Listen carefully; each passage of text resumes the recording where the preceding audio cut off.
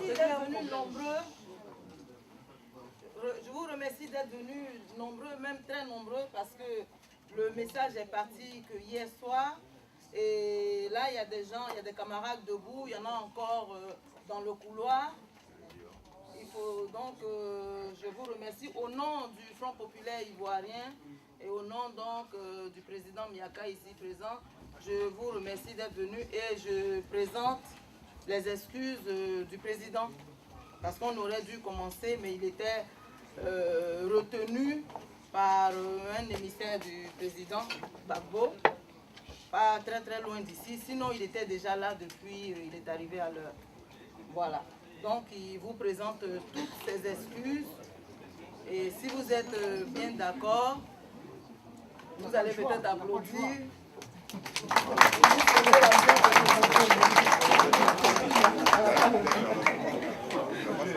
Je vois que vous avez été très nombreux, très nombreux.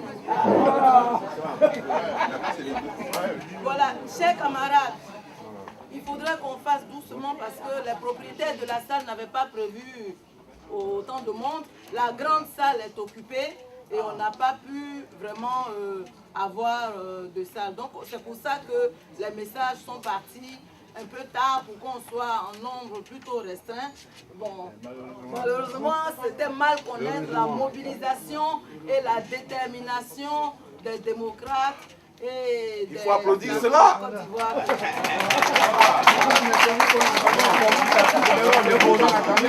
Alors, il faudrait qu'on fasse doucement, il faudrait qu'on fasse moins de bruit parce que le monsieur de la salle est en train de me fusiller du regard en me demandant de vous dire de faire attention, sinon ils vont être obligés pour des questions de sécurité de suspendre la réunion. Donc, doucement, comme il sait que nous sommes un peuple discipliné, organisé, donc il peut compter sur nous pour que cette réunion qui sera pas très longue, qui a 2 points à l'ordre du jour, information et échange avec le président Miaka. Et comme vous savez que le 18 février, nous allons à La Haye. Donc, en 2e point de l'ordre du jour, il y aura donc l'organisation pratique du départ à La Haye. Et profitez, pour ceux qui n'ont pas encore pris leur billet, des places sont disponibles. Les jeunes filles ont les tickets, vous pourrez discrètement, mais alors très discrètement, prendre vos tickets. Et surtout, on peut le faire aussi à la fin. Voilà, je vous remercie.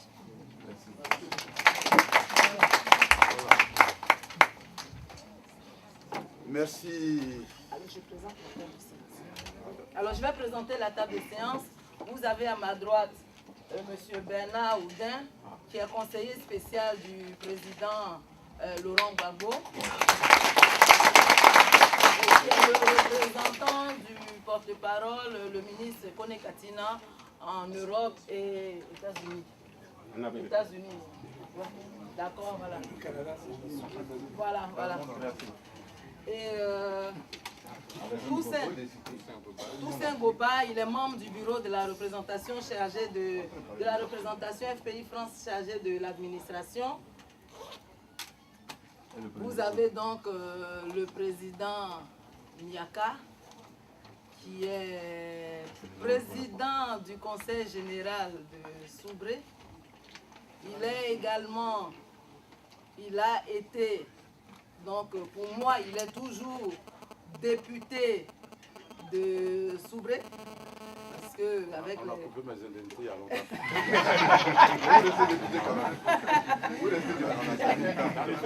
Il a été secrétaire général du Front populaire ivoirien. Il est donc à ce titre membre du comité, membre de la direction du parti, puisqu'il est la 2e personnalité après le président et après les vice-présidents. Donc secrétaire général du Front populaire ivoirien. À ce titre, il est membre du secrétariat exécutif du Front populaire ivoirien. Et le président du parti, comme vous savez, a été enlevé, séquestré, déporté au nord de la Côte d'Ivoire, à Bouna. et conformément aux dispositions réglementaires et statutaires qui régissent le fonctionnement du parti, le secrétaire général, après défection du président Mamadou Koulibaly, est donc est monté et il assure donc aujourd'hui l'intérim du Front populaire ivoirien. Du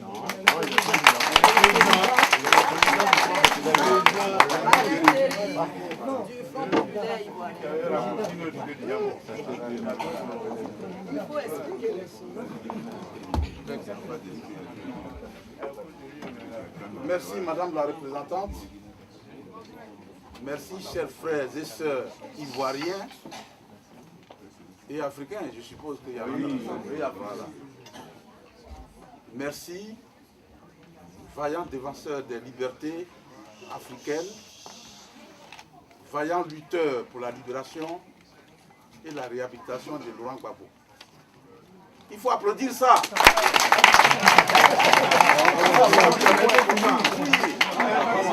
C'est pour ça qu'on est là. Votre représentante a dit en des mots choisis l'essentiel de ce qui nous réunit dans cette salle-là. Il n'y a pas de manquement. Le président, il a une voix qui est un peu fatiguée. Oui, c'est ça aussi. Il aurait dû avoir un petit micro, mais c'est peut-être un problème de moyens. Mais je voudrais, suite à ce que la représentante a dit et si bien dit, dire à monsieur le propriétaire de la salle qu'il faut qu'il reste serein et tranquille. Parce que il a dans cette salle des hommes et des femmes qui sont suffisamment matures, qui savent que ils sont là pour un enjeu extrêmement important et qu'ils ne vont pas se laisser aller à des débordements qui pourraient être dommageables. Donc qu'ils soient tranquilles. Nous allons tenir cette séance de travail vraiment dans la discipline comme nous en avons l'habitude. Et je voudrais déjà le remercier. Merci beaucoup, cher ami, pour avoir cédé ta salle. Chers camarades, chers frères et sœurs, c'est d'abord un plaisir pour moi, mais je pense qu'avant de poursuivre dans cette voie-là, je voudrais demander à chacune et à chacun de vous que nous puissions nous lever pour observer une minute de silence. Notre pays, c'est vrai, a vécu des moments douloureux. Il y a eu des morts et des morts, des blessés, des mutilés. Les souvenirs sont encore vivaces. Mais les plus récents drames que nous avons vécus, c'est la perte dans des conditions dramatiques de certains de nos camarades. Nya Raymond est mort au Togo. Bon Boabré, le ministre Bon Boabré, est décédé en Israël. C'est encore cruel pour chacun de nous que nous nous levions pour observer une minute de silence en leur mémoire.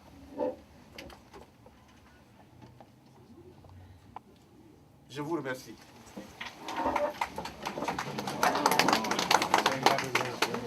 Je crois que je vais devoir rester debout à l'instar de votre représentant pour que la voix puisse monter. Ça va. Si je suis fatigué, je m'assois. L'ordre du jour de cette séance de travail vous a été précisé. Premier point, nous allons nous informer mutuellement. C'est ça les échanges. Cela me paraît extrêmement important.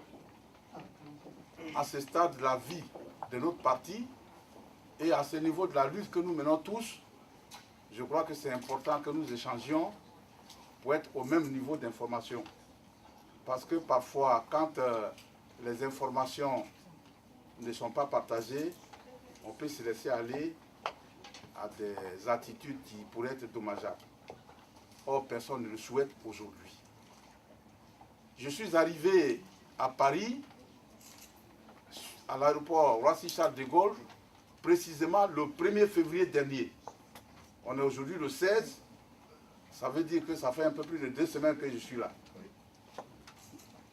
Je suis venu, j'ai observé l'enthousiasme des Ivoiriens et des Ivoiriennes, des Africains et des Africaines, des Européens et des Européennes, tous engagés est debout pour la même cause.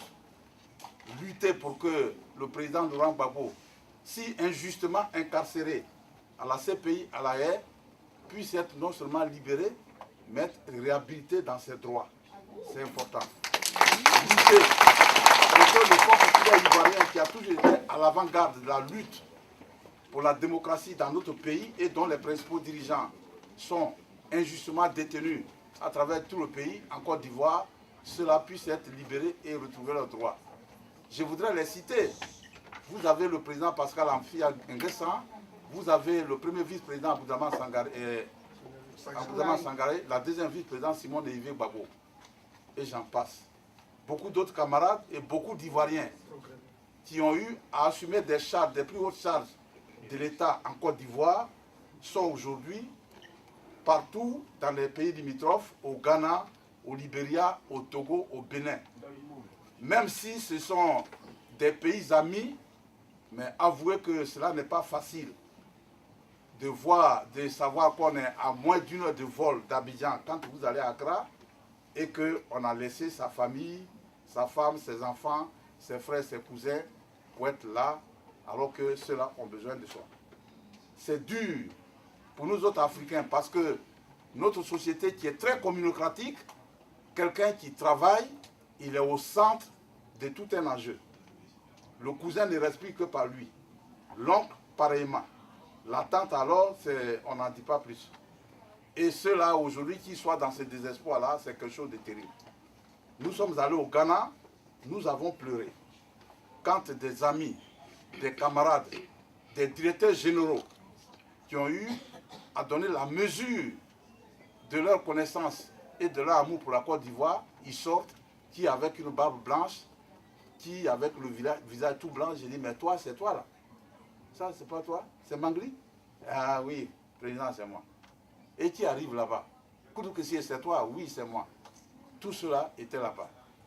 J'ai vu mon petit Atebi, habituellement si alerte et enthousiaste, je l'ai vu. J'ai vu Kone Moussa Zegen, Touré Moussa Zegen. Lui, il est devenu quelqu'un, mais il ressemblait étrangement à un DJ que je connaissais, que j'ai vu à la télévision à Abidjan. Et il vient, doucement, doucement. J'ai dit Zegen, j'ai dit président, j'ai dit, mais je t'ai reconnu. Tu as pris l'air de tout un DJ, mais je sais que c'est toi Zegen. Tout ça, ça fait pleurer. Mais nous devons rester debout. Nous devons rester courageux. Nous devons rester déterminés.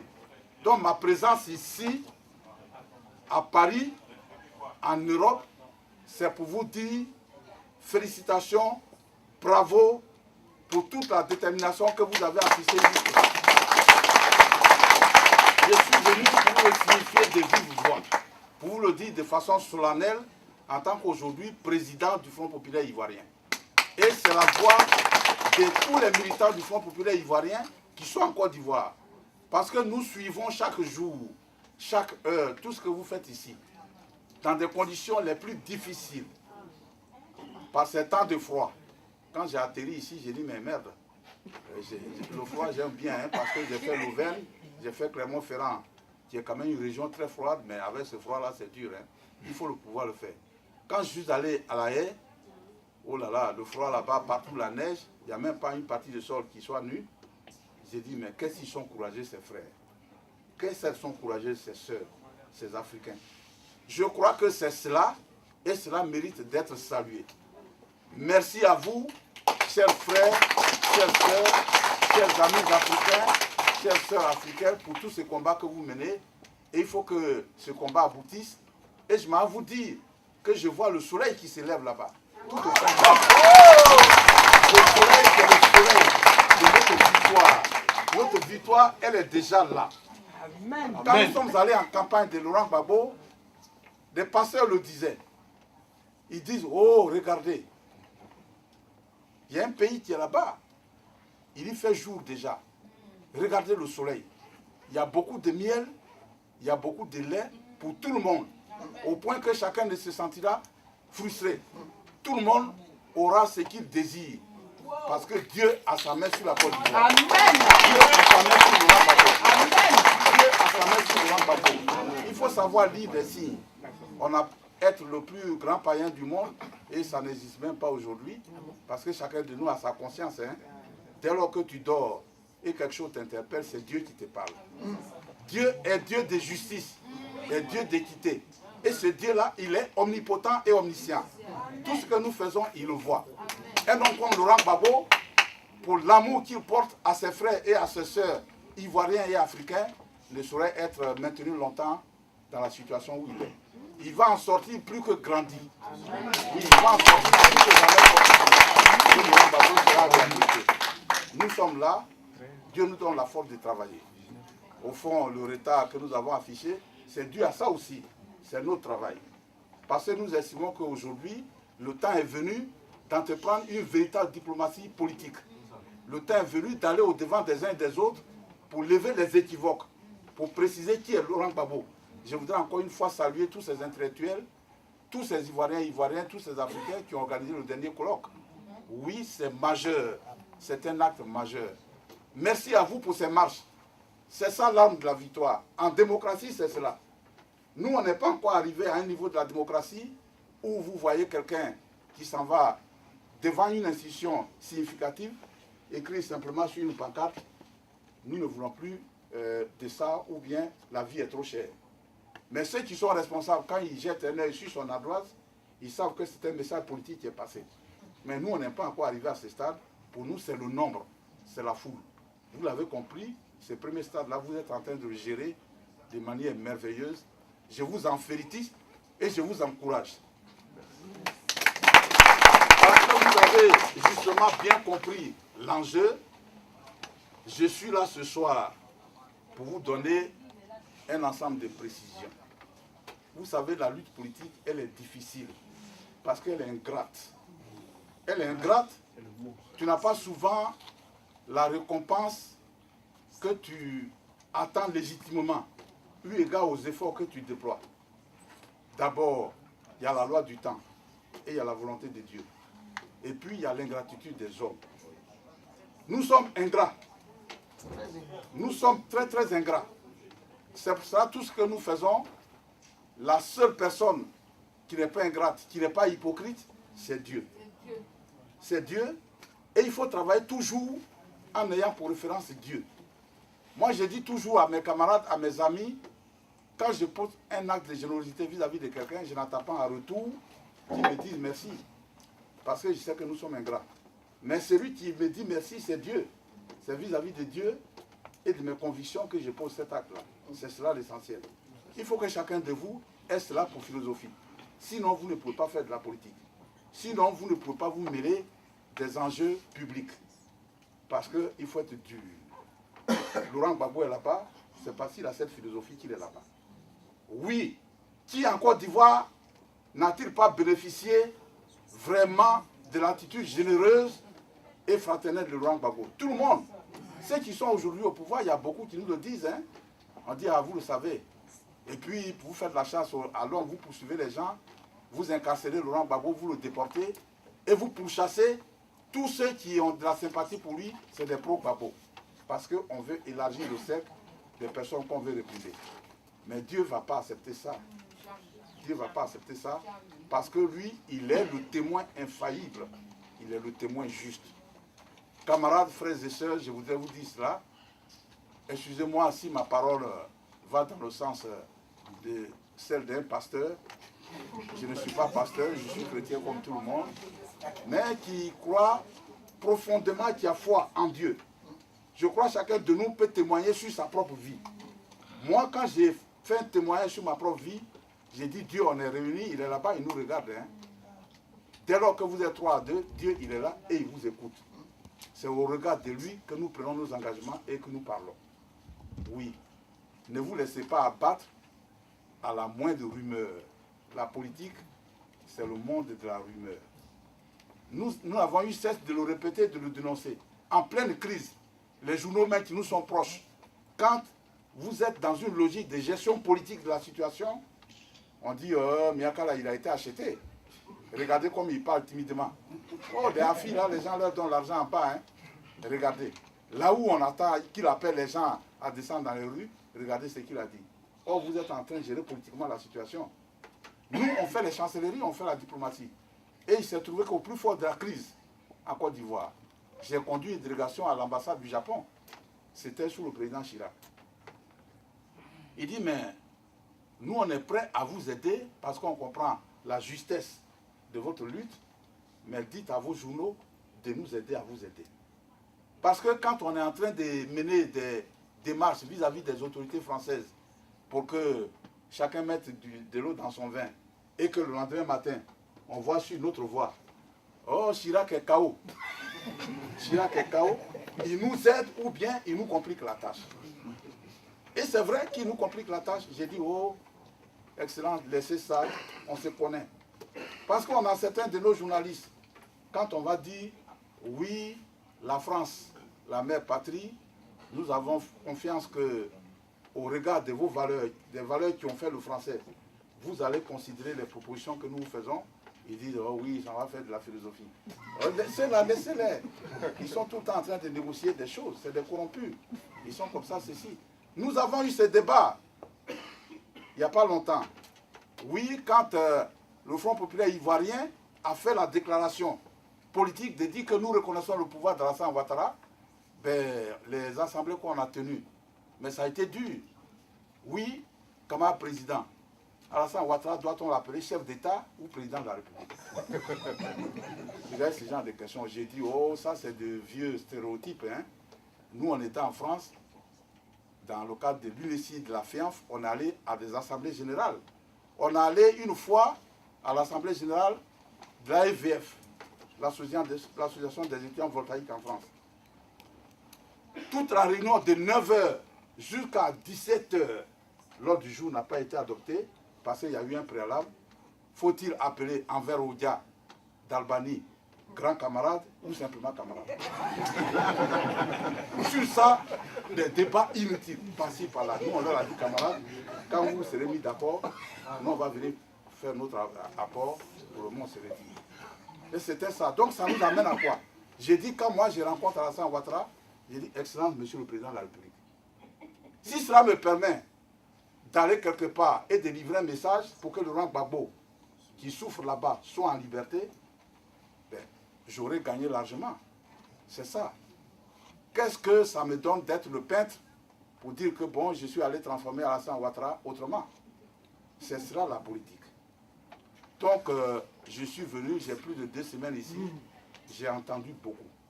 Mais je m'avais dit aux uns, aux autres, et aux unes et aux autres, que je ne suis pas de la dernière pluie. Miaka Oureto n'est pas de la dernière pluie en politique. Oui. J'ai d'abord mes propres convictions avant de rencontrer Laurent Gbagbo à partir des années 90.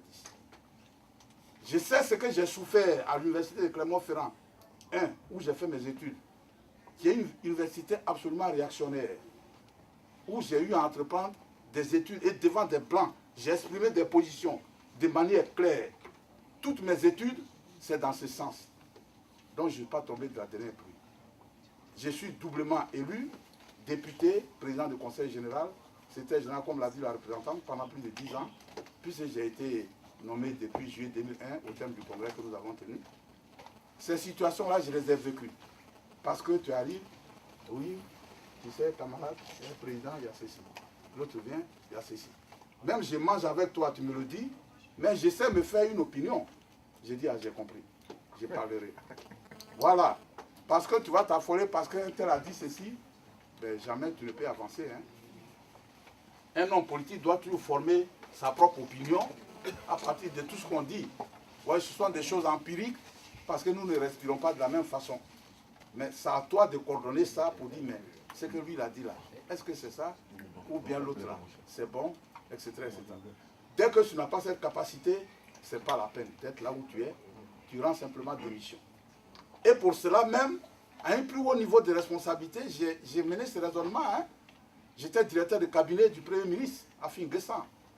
Et le ministre Léon Monnet est venu, il dit, bon, écoute, monsieur le directeur de cabinet, ben, on a tout réglé, on a bouclé, le chef de l'État a donné son accord, on va te nommer directeur général de la CIE.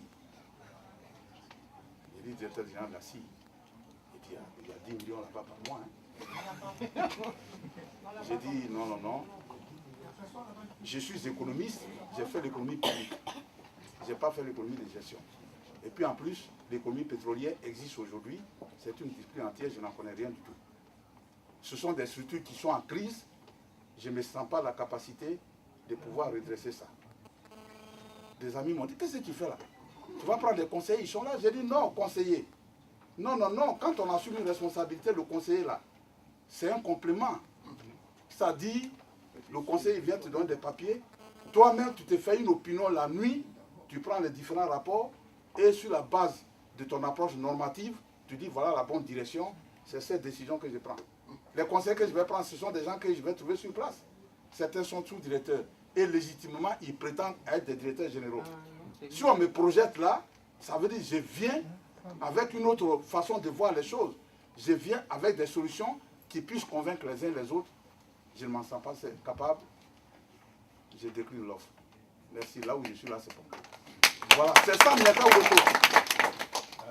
J'ai dit en politique, si tu n'as pas une discipline à l'argent, je l'ai répété à une fois, et une discipline à la femme quand tu es un homme, quand tu es une femme par rapport au garçon, c'est pas la peine de faire la politique. Voilà, si tu vois l'argent, tu vas trembler. Et il m'a donné l'argent, il m'a fait ceci. Mais c'est pas la peine, tu vas dévoyer la lutte. Et puis, combien on va me donner? Moi, Miaka Oueto, combien tu vas me proposer pour me convaincre? 500 millions? Avec quoi encore? Mais il y a des passés où on nous a proposé ça, tiens ça, on va te donner un véhicule. J'ai dit, mais tu me donnes un véhicule, tu m'as tué. Parce que le premier mur que je vais rencontrer, je vais rentrer dedans. Tellement ma conscience même va me créer des problèmes. C'est ça, Miaka Oueto. Il faut être dur pour le faire. Il faut être convaincu pour le faire. Donc je voudrais que nous fassions confiance les uns dans les autres. Il faut que nous évitions de nous espionner les uns les autres. Parce que quand on est dans ce fou-là, il y en a qui sont venus, qui sont des espions, pour aller raconter n'importe quoi par la suite. Il y en a qui sont venus en toute bonne foi, mais il y en a qui sont au service d'intérêts perdus d'avance. Et qui viennent pour interpréter et donner des contenus qui n'en valent pas la peine à ce qu'on dit. Je suis venu vous dire que vous vous battez, ça n'est pas la peine de vous laisser distraire. Il faut aller ensemble. Quand j'arrive à Paris, on me dit qu'il y a le cri d'Abel Naki, il y a le cri de l'autre, de Bouli Bla. Mais un cri, c'est un cri. Un cri, c'est un cri. Je sais que Bouli Bla, Abel Naki, les marches sous la neige, partout dans les rues de Paris, ce sont des jeunes Ivoiriens qui drainent du monde, qui drainent tous les Africains pour faire entendre les droits de l'Afrique, les droits de la Côte d'Ivoire. Et ils méritent d'être salués et même et donc je vous dis que c'est un jeu de rôle. Le jeu de rôle, c'est cela. Vous avez un objectif là-bas, l'autre dit, moi je vais passer par la droite. L'autre dit, moi je passe à gauche, l'autre dit, je passe au milieu. Pourvu que vous arriviez à l'objectif. Mais il faut éviter de mettre des obstacles pour amener l'autre à se cogner la tête. C'est ce qu'il faut éviter. C'est-à-dire qu'il ne faut pas perdre de vue l'essentiel. La contradiction secondaire, là, il faut marcher dessus et avancer tout droit. Je voudrais vous dire de ne pas perdre de vue la contradiction principale, c'est que Laurent Gbagbo a été victime d'une injustice flagrante. Nos amis qui sont en prison, qui sont à l'étranger, il faut qu'ils rentrent, il faut qu'ils sortent de prison et que la Côte d'Ivoire redevienne la terre d'hospitalité, la terre de la vraie fraternité et de la démocratie, telle que Laurent Gbagbo l'a toujours souhaité. C'est notre objectif. Il faut que nous revenions au pouvoir. Le Front populaire ivoirien est aujourd'hui la seule alternative crédible en Côte d'Ivoire. On n'a même pas à en douter. On l'a dit et on le réaffirme. C'est la seule alternative crédible en Côte d'Ivoire. Oui, nous n'avons pas fait une opposition factice, une opposition pour détruire. Au temps les plus difficiles, nous avons pris sur nous de dire non, nous devons être une opposition constructive. Nous avons organisé des ateliers, des colloques sur l'agriculture, des colloques sur la dévaluation du franc CFA, etc., etc. Ces colloques nous ont permis d'avoir la dimension nécessaire pour gérer le pouvoir d'État. Et lorsque Laurent Gbagbo est parvenu au pouvoir en 2000, il a prouvé.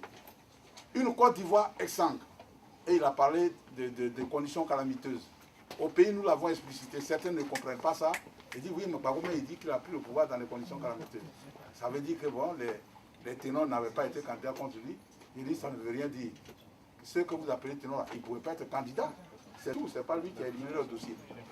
Conditions calamiteuses, il y avait au plan social des problèmes partout. Le problème de la carénage, tout le monde le sait. Des gens ont été renvoyés comme ça, comme des malpropres, alors qu'ils ont donné une bonne partie de leur vie à servir ces entreprises maritimes. Il faut résoudre ce problème. Le problème du salaire à double vitesse. Une injustice flagrante. Il y avait tout ça. Des policiers qui finalement n'étaient plus tellement motivés. Il fallait voir ça. L'administration, mais qui ne fonctionne pas bien, parce que le corps préfectoral trouvait que ces conditions de rémunération ne sont pas justes. Laurent Gbagbo, malgré les conditions difficiles, la Côte d'Ivoire, je l'oublie, complètement coupée du monde, FMI, Banque mondiale, BAD, tout ça, à cause du scandale des 18 milliards de l'Union européenne. Laurent Gbagbo, en moins de 6 mois, a réglé tous ces problèmes. Nous avons renoué avec la communauté internationale. Nous avons inventé la logique et la stratégie de recruter nos directeurs généraux des régies financières par appel à candidature. Une première en Côte d'Ivoire et en Afrique. J'allais dire même dans le monde. Ce sera Laurent Gbagbo. C'est ce que nous avons apporté. Donc nous savons où nous allons et nous savons ce que nous voulons. C'est ça aussi le point que donc il ne faut pas dévoyer notre lutte. Soyons clairs. La deuxième chose que je voudrais vous dire, c'est que l'organisation des choses humaines s'est fait ainsi. À un moment donné, c'est un tel qui est devant pour coordonner l'effort collectif. Ça ne veut pas dire que c'est lui le seul intelligent qui incarne toute l'intelligence, mais c'est la volonté qui le veut, il faut coordonner. Et lui, il fait ce qu'il a fait, et puis il quitte. C'est l'alternance à tous les niveaux. Aujourd'hui, le président du Front populaire ivoirien, là, c'est Miaka Oureto. La direction du Front populaire ivoirien, c'est tout à Abidjan. J'ai tenu le même langage au Kama qui était à Accra. Parce qu'on était dans un moment de déperdition totale, hein, chacun est paniqué. Des déclarations par-ci, des prises de position par-là. Et nous, ça nous crée des problèmes. À moi, précisément, ça crée des problèmes. Quand je marche aujourd'hui comme un crabe qui sort du trou, ce n'est pas de façon fortuite. Hein. C'est tout ça, tu ne dors pas la nuit.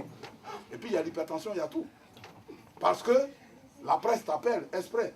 Oui, j'appelle d'Algérie, je m'appelle Radio Temps, mais tu sais que c'est un démembrement du RDR ou bien des services de renseignement français. Oui, qu'est-ce que vous pensez de ceci, de la déclaration qui a été faite comme ça? Tu es obligé d'épuiser dans tes tripes pour répondre. Pour ne pas mettre en péril l'équilibre précaire, tu es obligé d'épuiser dans ton intelligence pour répondre. Donc, je leur ai dit, camarades, quand vous faites des choses, c'est moi qui réponds de ça. Et à un comité central, j'ai été clair.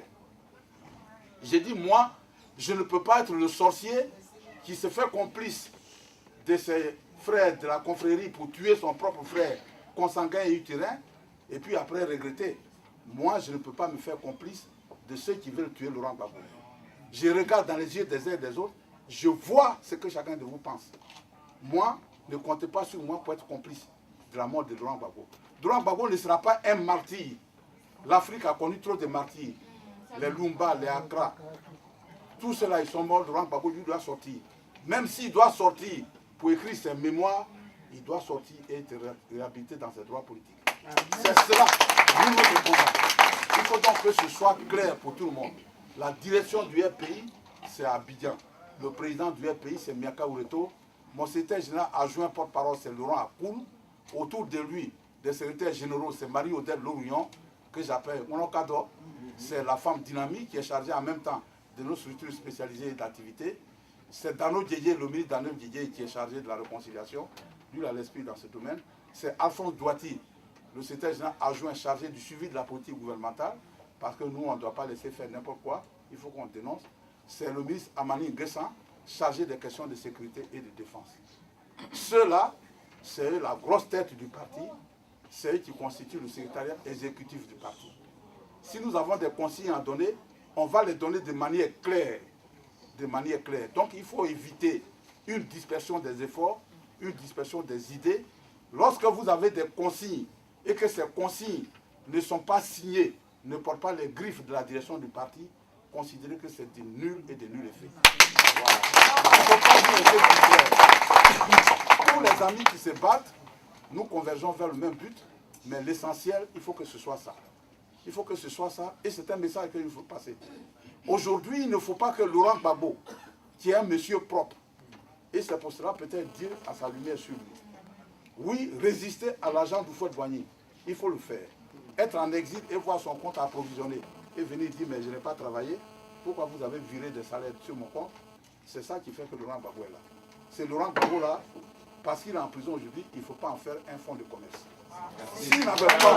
Oui, nous avons discuté, j'ai dit Laurent, nous travaillons dans des conditions difficiles. Il a compris le discours.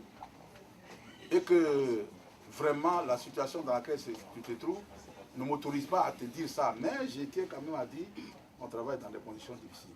Il a compris. Il a regardé, oh, oui, battez-vous. Battez-vous. Il m'a donné une indication, il dit, il faut voir là. Il dit, mais Miaka, tout l'argent que j'ai eu pour organiser la campagne, après la présidentielle, les législatives municipales, on m'a chippé ça quand ils sont venus m'enlever. Les gens m'ont volé ça. Vous voyez ça? Mais il reste quand même digne. Même s'il boit de l'eau et il hume l'air, quand même l'oxygène, il dit ça suffit, il reste là. Chacun de nous, ça doit être ça. L'argent facile, là, ça n'est pas bon. Il faut qu'on enlève ça, en tout cas de nos habitudes. Non. Le parti, aujourd'hui, a des difficultés. Et c'est sur vous qu'on compte, malgré vos difficultés, vos problèmes. Hein, c'est sur vous qu'on compte. Mon secrétaire national chargé du budget devrait arriver aujourd'hui, j'ai dit. Hein, malheureusement, il a appelé pour dire que par rapport à son visa, on a enregistré son rendez-vous au mardi prochain. Mais il viendra vers vous. Et c'est dans la transparence, il vous dira, bon, je suis venu vous voir, aidez-nous comme vous pouvez. Aujourd'hui, nous fonctionnons sur la base des 125 millions, le reliquat du financement public de 2010, que Alassane Ouattara, après que nous ayons entrepris plusieurs gymnastiques, nous a remis. On attend le financement au titre de l'année 2011. Est-ce que ce financement va venir? Aujourd'hui, nous sommes là et nous portons devant qui de droit que voilà la situation en Côte d'Ivoire. Aujourd'hui même, nous sommes sortis à 14 h et on vous retrouve là en retard parce que nous sommes allés au Quai d'Orsay. Il n'est pas question de discuter seulement avec les camarades socialistes. On nous a posé ces questions-là. Nous avons eu l'honneur de bénéficier de la visite de l'ambassadeur de Suisse qui est venu nous voir à 2 jours de notre départ pour nous faire un ensemble de confidences. Comment Dieu pousse les gens, hein? Dieu pousse les gens. Parce qu'il a dit des choses qu'il ne devrait pas dire, à mon sens. Quand il faisait ces révélations, j'ai dit, mais il est devenu fou, quoi. Il disait des choses parce qu'il est dépassé. Il dit, oui, oui, c'est ceci, c'est cela. Il a dit plein de choses. Mais qui augure de ce que le soleil est en train de se lever.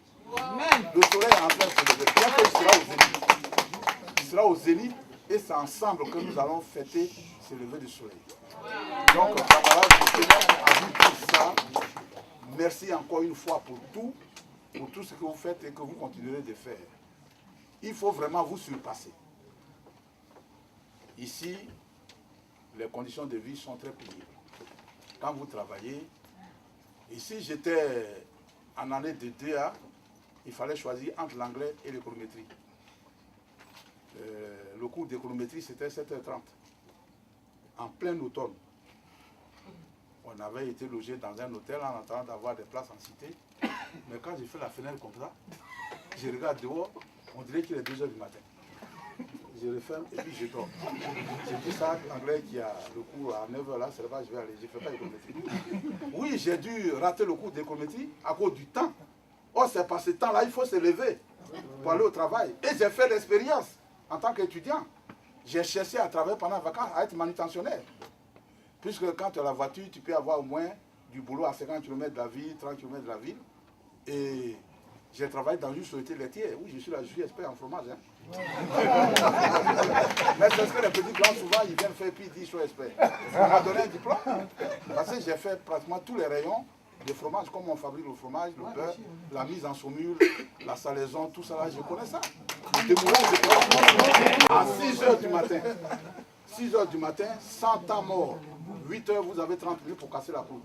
C'est-à-dire boire, manger ton petit morceau de pain avec du fromage, boire un peu de vin. J'avais un ami, Kosso, il s'appelle Bernard, on l'appelle Nana. Lui, il était dans une région où il y a du vin. Il vient chaque fois avec des bouteilles de vin. Quand il nous voit en sueur, en train de travailler, il dit, oh salaud là, va au coin, il y a quelque chose. Il va boire un peu de vin. Au début, à l'imbécile, on ne va pas te monter de grade. Hein. Donc, je connais les difficultés du travail. Oui, en France, il faut se battre. Quand vous venez au pays, vous priez. Toute la famille est contente. Ah, notre fils est venu, notre fille est arrivée, il a de l'argent ou bien il a de l'argent. Mais ils ne savent pas comment vous obtenez cet argent. Nous, on le sait. Et c'est dans ces conditions difficiles-là que vous vous levez, que vous vous rassemblez, que vous sortez de l'argent de vos poches pour vous rendre à La Haye, pour vous rendre ici, pour faire cela, que certains entreprennent des démarches souterraines pour voir telle personnalité, tel leader d'opinion. Vraiment, cela n'a pas de prix. Le seul prix, c'est Laurent Gbagbo. Je crois qu'il le mérite. Et aujourd'hui, vous êtes en train de réécrire l'histoire de l'Afrique. Parce que les Ivoiriens se battent de la sorte, toute l'Afrique est debout. Et je crois que c'est tant mieux. Toute l'Afrique est debout parce que la Côte d'Ivoire donne l'exemple. Continuez de donner l'exemple. En le faisant sur le plan culturel, c'est une autre image de l'Africain que vous donnez. C'est une autre image de l'Africain que vous donnez. Nous avons toujours rendu hommage à nos prédécesseurs, à nos pères fondateurs. On a dit, mais regardez, le colon, comment il est le blanc.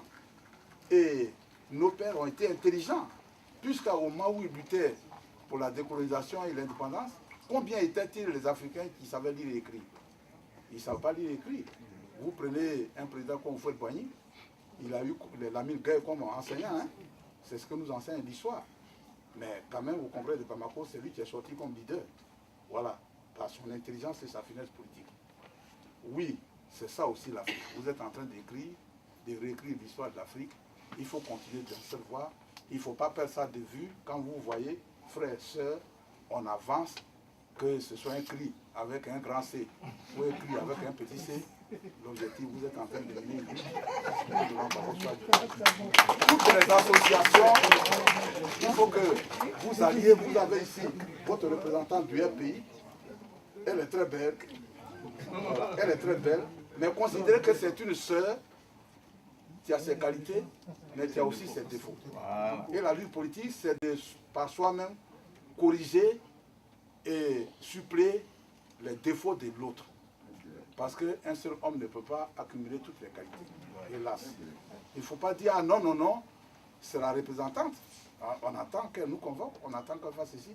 Faites un petit mot, un SMS aujourd'hui, vous lui envoyez, mais maintenant la représentante. Si, par exemple, le samedi, tu convoquais tous les Ivoiriens, tous les secrétaires de section, pour qu'on échange, pour qu'on s'entende et qu'on voit quelle attitude adopter par rapport à la situation qui prévaut au pays. Tu auras été plus que utile. C'est important. Et quand vous le faites, nous qui sommes de la direction, on note. On voit tout ce que vous faites. Hein. C'est important. Et vous-même, vous êtes content par rapport à votre propre conscience, puisque vous avez fait un apport. C'est considérable. La représentante aussi, elle est consciente de ça. Ne dites pas oui, il n'a pas dit qu'il peut. Bon, il n'a qu'à aller. On va voir. Il n'a qu'à aller. Miaka dit qu'il va être président du conseil général, il n'a qu'à aller. Mais Miaka va être président du conseil général. Les 16 sous-préfectures de Soubré, moi je ne les connais pas toutes. Hein. Ceux qui sont des enfants et des filles des sous-préfectures, c'est eux qui les connaissent. Vos problèmes, ben, moi je vais les cafouiller. C'est à chacun de vous de dire, ah, tu veux faire une école, mais nous on a besoin plutôt d'un puits. Tu veux faire un puits, on a besoin plutôt d'une piste. C'est ça, le travail d'équipe. C'est cela le travail politique. Soyez toujours dans la discipline, dans le dépassement de soi pour aller à l'essentiel. Chers frères et sœurs, c'est ce que je suis venu vous dire. C'est ça l'objet essentiel de ma mission. Que Dieu bénisse chacune de vous, chacun de vous. Que Dieu ait toujours sa main sur nous pour que notre lutte aboutisse. Et je m'avais vous dit, déjà fait des confidences, avec le tour que j'essaie de faire, j'ai pu vous dire que le soleil n'est pas loin. Il y a des discours qui sont des discours vraiment engagés, plus engagés que les discours que tiennent même les Ivoiriens que nous sommes. Voilà, c'est Dieu qui est en train de travailler aussi. C'est ça la main de Dieu. Merci encore une fois, 1000 fois merci, et que Dieu vous bénisse.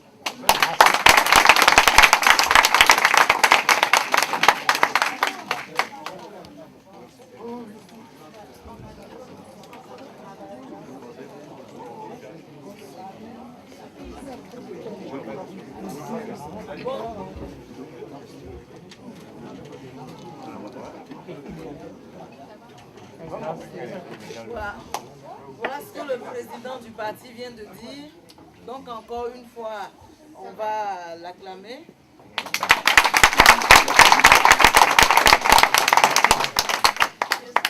Alors, comme on a dit, donc, après sa brillante intervention, s'il y a quelques 2 ou 3 questions pour qu'il approfondisse son propos, et avec votre permission, on passera à la deuxième partie de l'autre jour. Mais avant, je vais quand même, Monsieur le Président, avec votre permission, vous présenter quelques leaders qui sont là. Alain Toussaint.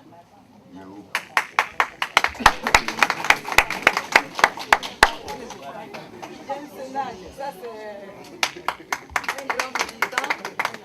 Alice Bao, du groupe panafricain. Et son président, Eshiman, un président discret. Oui, Eshiman. Eshiman, lève-toi, il te voit. Avant, j'ai madame la présidente de 3000 femmes pour Babo, pour la Côte d'Ivoire. C'est pareil, c'est pour Babo.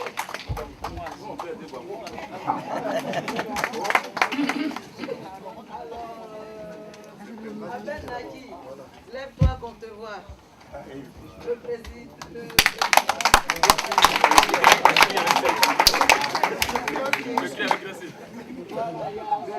Ils sont toujours petits. Ouais, quand les bouteilles montent sur le sol, ils font comme ça. Les gens du RDR, du PDC, ils regardent. Allez.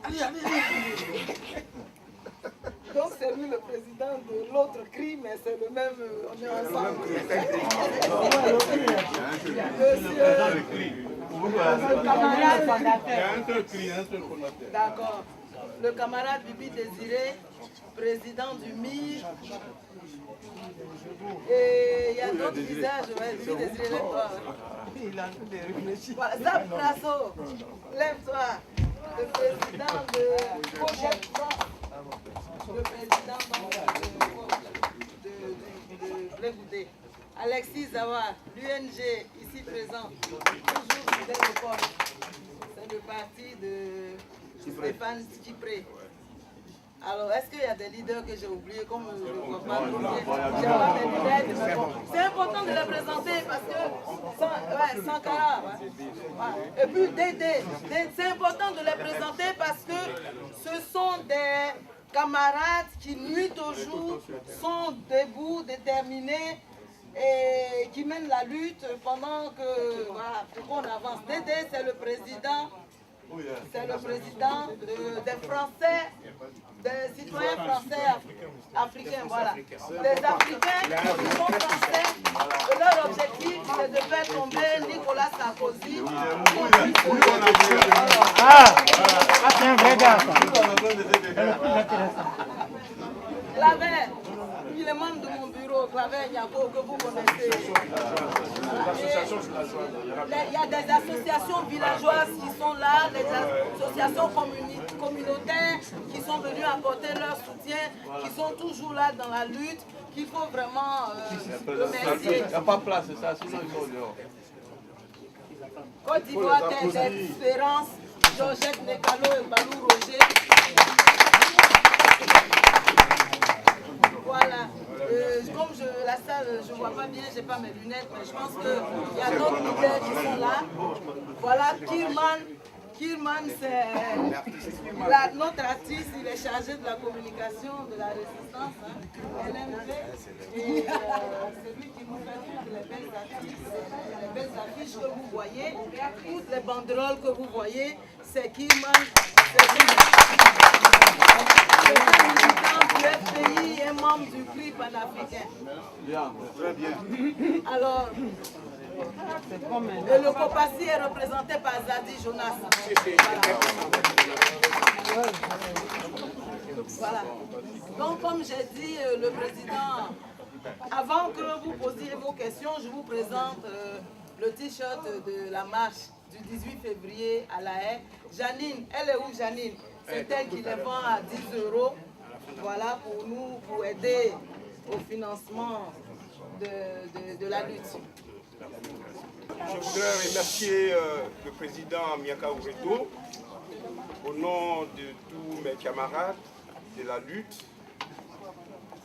Ils ne m'ont pas mandaté, mais comme il a dit, lorsqu'il y a une défaillance d'organisation ou de gestion de la part de la représentante, il faudrait qu'on l'aide. Donc je pense qu'on aurait pu l'aider en désignant un porte-parole, pourquoi pas, parmi nous pour pouvoir souhaiter la bienvenue au camarade Miaka Ouredo.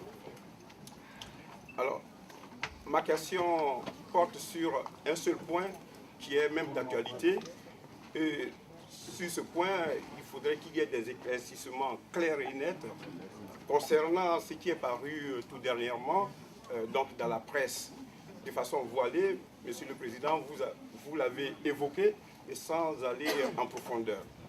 Le porte-parole auquel nous avons été donc, habitués et avec qui nous avons travaillé dans cette lutte a été remise en cause selon la presse. Alors, est-ce que le porte-parole n'existe plus? Koné Katina n'est-il plus le porte-parole du président, comme ça a été signifié depuis longtemps? Et aussi, par rapport à vous-même, au point de vue organisation, on a vu que vous avez donné la nomenclature de ceux qui vous assistent à Abidjan dans cette crise. Nous n'avons pas vu ce qui est réservé aussi, comme toujours, aux Ivoiriens de l'étranger. Il n'y a pas un secrétariat désigné pour pouvoir s'occuper de nous. Il faut que vous arriviez ici pour qu'on sache, ou que vous sachiez qu'on existe. Est-ce que ça, vous y pensez? Maintenant, ceux qui sont donc évidemment en exil, quel sera leur rôle? Puisque aussi, dans le pays d'à côté, évidemment, il y a une grande communauté des intellectuels, des politiques qui vous ont lâché parce qu'ils sont tenus en exil forcé. Quelle est l'organisation qui est prévue pour eux? Si tant est que bon, le porte-parole là n'existe vraiment plus. Bon, si ça existe, c'est tant mieux. Tant pis. Mais bon, voilà, c'est la question. Merci beaucoup. Merci, Monsieur le Président. Ma question est la suivante. Enfin, mes questions, mais en fait, je voulais d'abord vous féliciter d'être venu. Bon, notre problème, c'est que M. Oudin, le représentant du porte-parole Katina, quand il est venu de voir M. le Président de la République, M. Gbagbo, il nous a donné des nouvelles, il nous a donné des encouragements, et sous son autorité, avec son adjoint Koudou Claude, nous avons pu, moi je ne fais pas partie de son équipe en tant que tel, mais j'ai pu côtoyer et accompagner Koudou Claude et son équipe dans différentes villes françaises pour faire des levées de fonds. Et que je sache, il est apparu qu'il est nécessaire d'avoir de l'argent pour pouvoir faire face à cette lutte-là, puisqu'on ne peut pas se contenter de l'argent qui a été donné par la CPI. La CPI, c'est elle qui va juger le président, elle donne de l'argent, elle ne peut pas le juger correctement si par lui-même ou par lui-même le président ne peut pas avoir les gens, les avocats qui peuvent le défendre. C'est dans ce sens-là que les levées de fonds sont faites. Je voulais d'abord préciser que la plupart des levées de fonds qui se font en France, parce que bon, dans vos déclarations, il semblerait qu'effectivement il y a des gens qui utilisent le nom du président pour faire des levées de fonds. Moi je peux attester que pour le moment que je sache, il n'y a qu'une levée de fonds qui a été faite au profit de quiconque. Tout ce qui est fait comme levée de fonds officielle est fait au nom du président de la République et au nom de tous les gens qui sont à la fois au Ghana, en Côte d'Ivoire. Et il y a plusieurs personnes ici, plusieurs délégations qui se sont rendues déjà au Ghana, qui ont porté des biens, de l'argent, etc., etc. Donc ma question est celle-ci. Vous êtes venu en France. Nous sommes très contents que vous soyez venus. Mais par les déclarations que nous voyons qu'on vous attribue, pour être très gentil, par les déclarations qu'on dit qu'on vous attribue, nous voyons des journaux comme l'Intelligent qui titre ceci. Et je lis, Afin-Guessan a-t-il détourné des milliards du FPI? Il y a d'autres informations qui sont apparues hier, où on dit, et Zaf Krasso a déjà intervenu dessus, M. Oroto considère que M. Katina s'est autoproclamé et que le président de la République lui avait confié une mission qui n'est pas celle d'être le porte-parole. Alors, nous tous, nous sommes dans la confusion. Il n'y a que vous qui pouvez dire la vérité. Nous allons continuer de faire les levées de fonds. Question. Est-ce que nous avons le droit de faire ces levées de fonds sous l'ordre de M. Katina, dont le représentant en France est M. Oudin assis à votre table, et dont l'adjoint est M. Koudou Claude? Si vous n'avez le droit, vous le dites. Si vous n'avez pas le droit, vous le dites. Et nous allons être déterminés par rapport à cette réponse. Merci. Merci. Bravo. Bravo. La troisième et la dernière question pour cette série-là est pour le fond. M. Seripa. Bon, je veux dire merci à notre président pour son cours magistral. Voilà. Voilà. Vous pouvez demander un peu de silence. Non, mais je ne vais pas être long. La question que je voulais poser à notre président, est-ce si Draman s'il faisait appel au FPI, est-ce qu'ils seront prêts à travailler avec lui? C'est tout. Trois séries de questions. La préoccupation exprimée par Zap Grasso, le porte-parole là, etc. Je crois que ça rejoint un peu à un autre niveau. Vous êtes dehors. Calmez-vous. Ma voix. Vous n'êtes pas venu ailleurs, vous êtes Attends, je vais faire vite. Il arrive. S'il vous plaît. Voilà,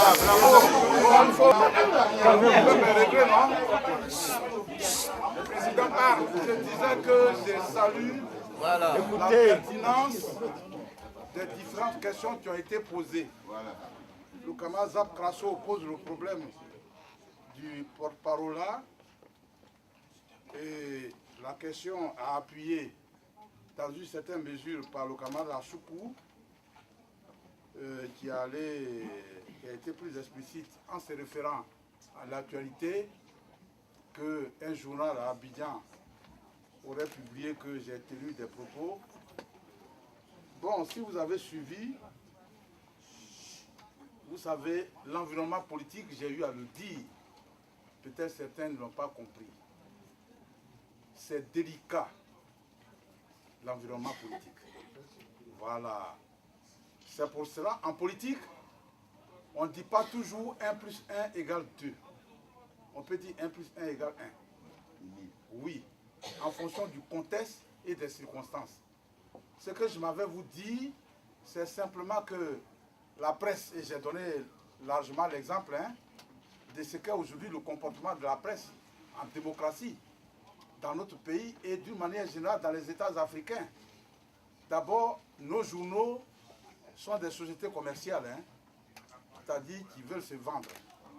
Voilà, on m'a dit quelque chose même que j'ai appris ce soir, même si je vous dis ça, vous allez rire.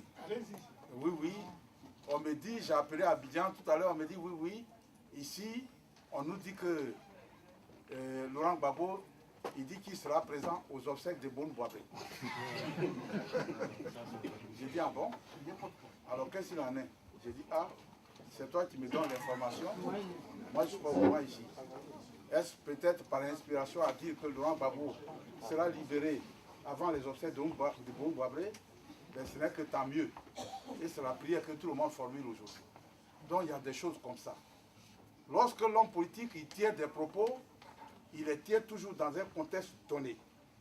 Lorsque vous sortez ces propos-là de son contexte, ce n'est pas la peine, soit vous êtes un espion, ou bien vous êtes au service d'une cause lugubre que vous-même vous n'arrivez pas à expliciter. Depuis que je suis là, je n'ai pas eu à donner une interview à quiconque, un journaliste. Je le mets au défi d'être là pour dire non, tu m'as donné l'interview ce jour-là et tu as dit ceci ou cela. J'ai dit, et je le répète, lorsque je suis intervenu au colloque et dans le contexte précis pour interpeller l'opinion par rapport à l'attitude d'Alassane Ouattara qui tue la démocratie, que Laurent Gbagbo, quand il était là pour consolider la démocratie, il a fait voter une loi sur le financement public des partis politiques. Et au titre de cette loi, les partis majeurs, comme le PDCI, le RPI, le RDR, ont bénéficié de 2005 à 2010 de plus d'1,5 milliard de nos francs. Et ça, c'est la vérité. De plus d'1,5 milliard de nos francs, c'est la vérité. Parce qu'en matière de gestion des finances, il y a toujours des dispositions pour de traçabilité. C'est-à-dire, dans les trésors de l'État, c'est consigné qu'on a débloqué ceci pour le titre du financement public des partis politiques. Je l'affirme et je le certifie. Voilà ce que j'ai dit. Et que Ouattara, pour ne pas faire face à ses obligations, il nous dit que le RPI a eu 125 millions et il refuse d'aller aux élections. Voilà ce que j'ai dit. Que nous, là, on est un parti vraiment diminué physiquement parce qu'en Afrique, tout parti politique, comme partout dans le monde d'ailleurs, on dit qu'il est financé sur la base des cotisations de ses membres, mais en réalité, chaque parti est toujours adossé à une personnalité forte qui le finance. Le PDCI, c'est Henri Konan Bédié, le RDS, Alassane Ouattara, nous, c'était Laurent Gbagbo, qui est aujourd'hui déporté. Et il se trouve que certains de nos cadres qui ont des moyens, ils sont soit en prison ou en exil, ou leurs fonds sont gérés. Qu'est-ce que nous faisons? Voilà mes propos, il faut que ça s'arrête là.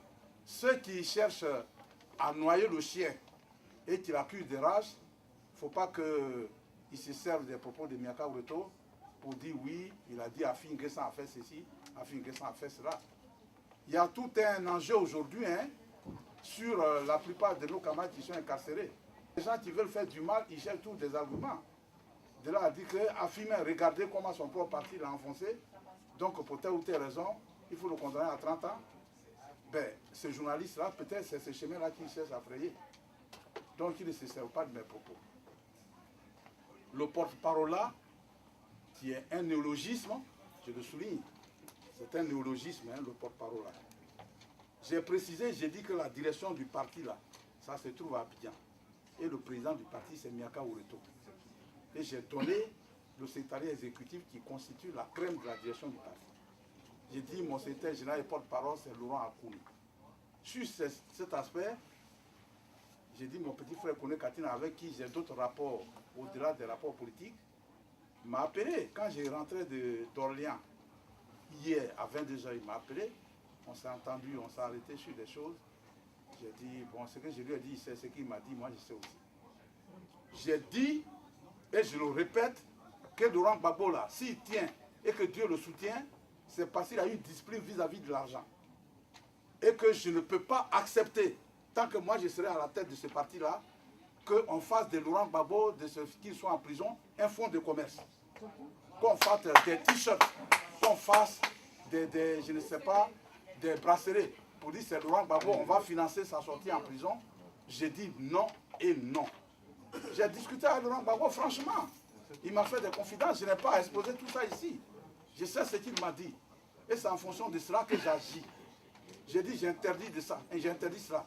Dans le jeu du rôle où nous sommes, chacun peut emprunter la voie de gauche, la voie de droite pour qu'on parvienne au même objectif. Mais ce qui me paraît être l'essentiel là, ce n'est pas la peine de piétiner ça. Laurent Gbagbo, il y a trop de bruit autour de lui. C'est à cause du comportement de certains de ses collaborateurs qui se trouvent là où il se trouve aujourd'hui. De grâce, il ne faut pas que nous ayons ces attitudes-là, l'attitude à l'argent, et j'ai dit ça à Kone Katina. Il m'a dit ce qu'il m'a dit. J'ai dit, mais là où il y a problème, le parti existe. Celui qui veut entreprendre quelque chose, soumets ton projet au parti. Si le parti te donne son onction, tu peux le faire librement. Mais dès lors que nous, on ne t'a pas donné notre onction, on ne peut pas nous reconnaître dans ce qui se passe. Ça n'est pas bon. Et que, désormais, quelques consignes que ce soit, d'où qu'elles viennent, dès lors que ça ne porte pas la griffe de la direction du parti, considérez ça comme nul et dénué. J'ai été clair là-dessus. Voilà. Donc je crois qu'on se comprend. Les avocats, je suis allé à La Haye, hein. Ce n'est pas quelqu'un que j'ai envoyé là-bas. Voilà. Et c'est moi-même qui ai discuté avec Babou. Il m'a parlé des avocats, de son avocat, j'allais dire. Il a dit qu'il faut rencontrer Maître Altit. Il a répété ça plus de 10 fois. Il faut rencontrer Maître Altit. Maître Altit, je le salue, il m'a fait l'honneur. On s'est rencontrés pendant plus de 2 heures. On a discuté, on a échangé. Voilà.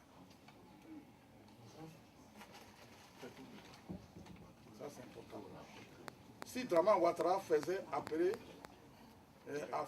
au RPI pour travailler, est-ce que vous allez accepter? Mais c'est vous qui allez répondre à ça. Non, on dit non. Puisqu'on a eu déjà. Vous ne pouvez pas dire non de façon négative, il faut qu'on soit sincère entre nous aussi. Oui, parce que ceux-là, ils se sont nourris à nos caisses pour être là où ils sont. Et les ministres de là-bas, ceux qui sont sincères et courageux le disent. Qui n'a pas bouffé l'argent de Laurent Gbagbo? Et c'est ce que nous avons eu à gérer comme terrible dans cette crise-là. Des gens qui sont ministres, c'est-à-dire payés sur les quais de l'État de Côte d'Ivoire pour montrer leur loyauté vis-à-vis de l'État de Côte d'Ivoire, mais qui se réclament d'un parti politique. Moi, je suis ministre RDS, je suis ministre PDCI. Ce sont tous ces serpents-là que nous avons gérés et qui ont eu tous ces gros moyens pour nous abattre avec ça. Mais nous avons dit, lorsqu'il a été question du premier gouvernement, que Laurent Gbagbo, là, parce qu'il est convaincu que c'est dans le cadre de la démocratie, et il a toujours dit. Il dit, nous sommes dans une situation politique aujourd'hui qui est telle qu'un parti, même s'il gagne, il ne peut pas prétendre gérer seul le pays. Laurent Gbagbo le dit. Et je le certifie. Voilà. Parce que je n'ai pas été quand même un petit collaborateur de Laurent Gbagbo. Hein. On a posé des actes, on a pris des engagements, on a écrit, on a contribué à monter le programme de gouvernement. Voilà, c'est ça. Il a dit un seul parti ne peut pas prétendre gérer ce pays, tellement il y a des entremêlés, tellement la dissension est forte. Or, il nous faut aller vraiment à la solidarité, à la fraternité. C'est pour cela, dès qu'il a été élu, sans aucune contrainte extérieure, il a mis en place un premier gouvernement d'ouverture. On ne l'a pas forcé. Hein. Et nous, il nous disait, en tant que secrétaire national, qui chargeait du commerce, qui chargeait de l'industrie, qui chargeait du budget, que les secrétaires nationaux, vous allez être surpris. Vous pensez que si je suis élu président, autant que vous êtes, je vais vous nommer ministre. Non, je ne vais pas vous nommer ministre. Hein. J'irai pêcher le ministre, là où se trouve un Ivoirien, que je pense qu'il a la compétence, qui est capable de m'aider à réaliser mon projet de société. Ça, tout le monde peut le témoigner. Tout le monde, celui qui a l'habitude de rencontrer Gbagbo, il peut poser la question. Et il l'a fait. C'est pour cela, nous autres, par rapport aux nominations, nous avons pris nos situations avec beaucoup de courage et de philosophie. Hein. Je mets qui au défi de vivre la situation que Miaka Oureto a vécue pour se mettre debout là. C'est ça. Miaka Oureto, j'ai été l'un de ceux qui ont écrit le programme du gouvernement.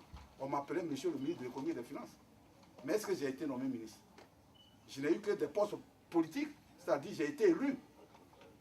En plus de ce que j'ai été directeur de cabinet sous la transition militaire, et puis 6 mois à la primature. Mais j'ai dit non, le moment arrivera, s'il estime que c'est mon temps pour être ministre, je serai ministre. Mais mon engagement au pays, ce n'est pas par rapport à ça. Voilà. C'est d'abord par rapport à mes convictions. Par rapport à la nécessité qu'il y a pour nous, les intellectuels africains, de faire en sorte que l'appât du gain facile, l'argent, là, on se demande par rapport à ça.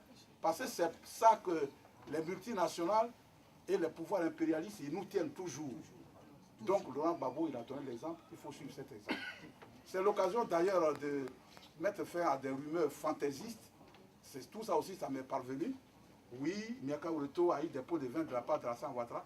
Oh là là, à combien s'élèvent ces pots de vin pour que le RPI entre au gouvernement? Pourquoi le RPI n'est pas rentré au gouvernement alors? Ou alors, il m'attend pour faire un procès contre moi, parce que j'aurais pris son argent et que je l'aurais trahi. Si j'ai eu des pots de vin, quels sont les actes que j'ai posés alors qui me compromettent? C'est ça la question de fond.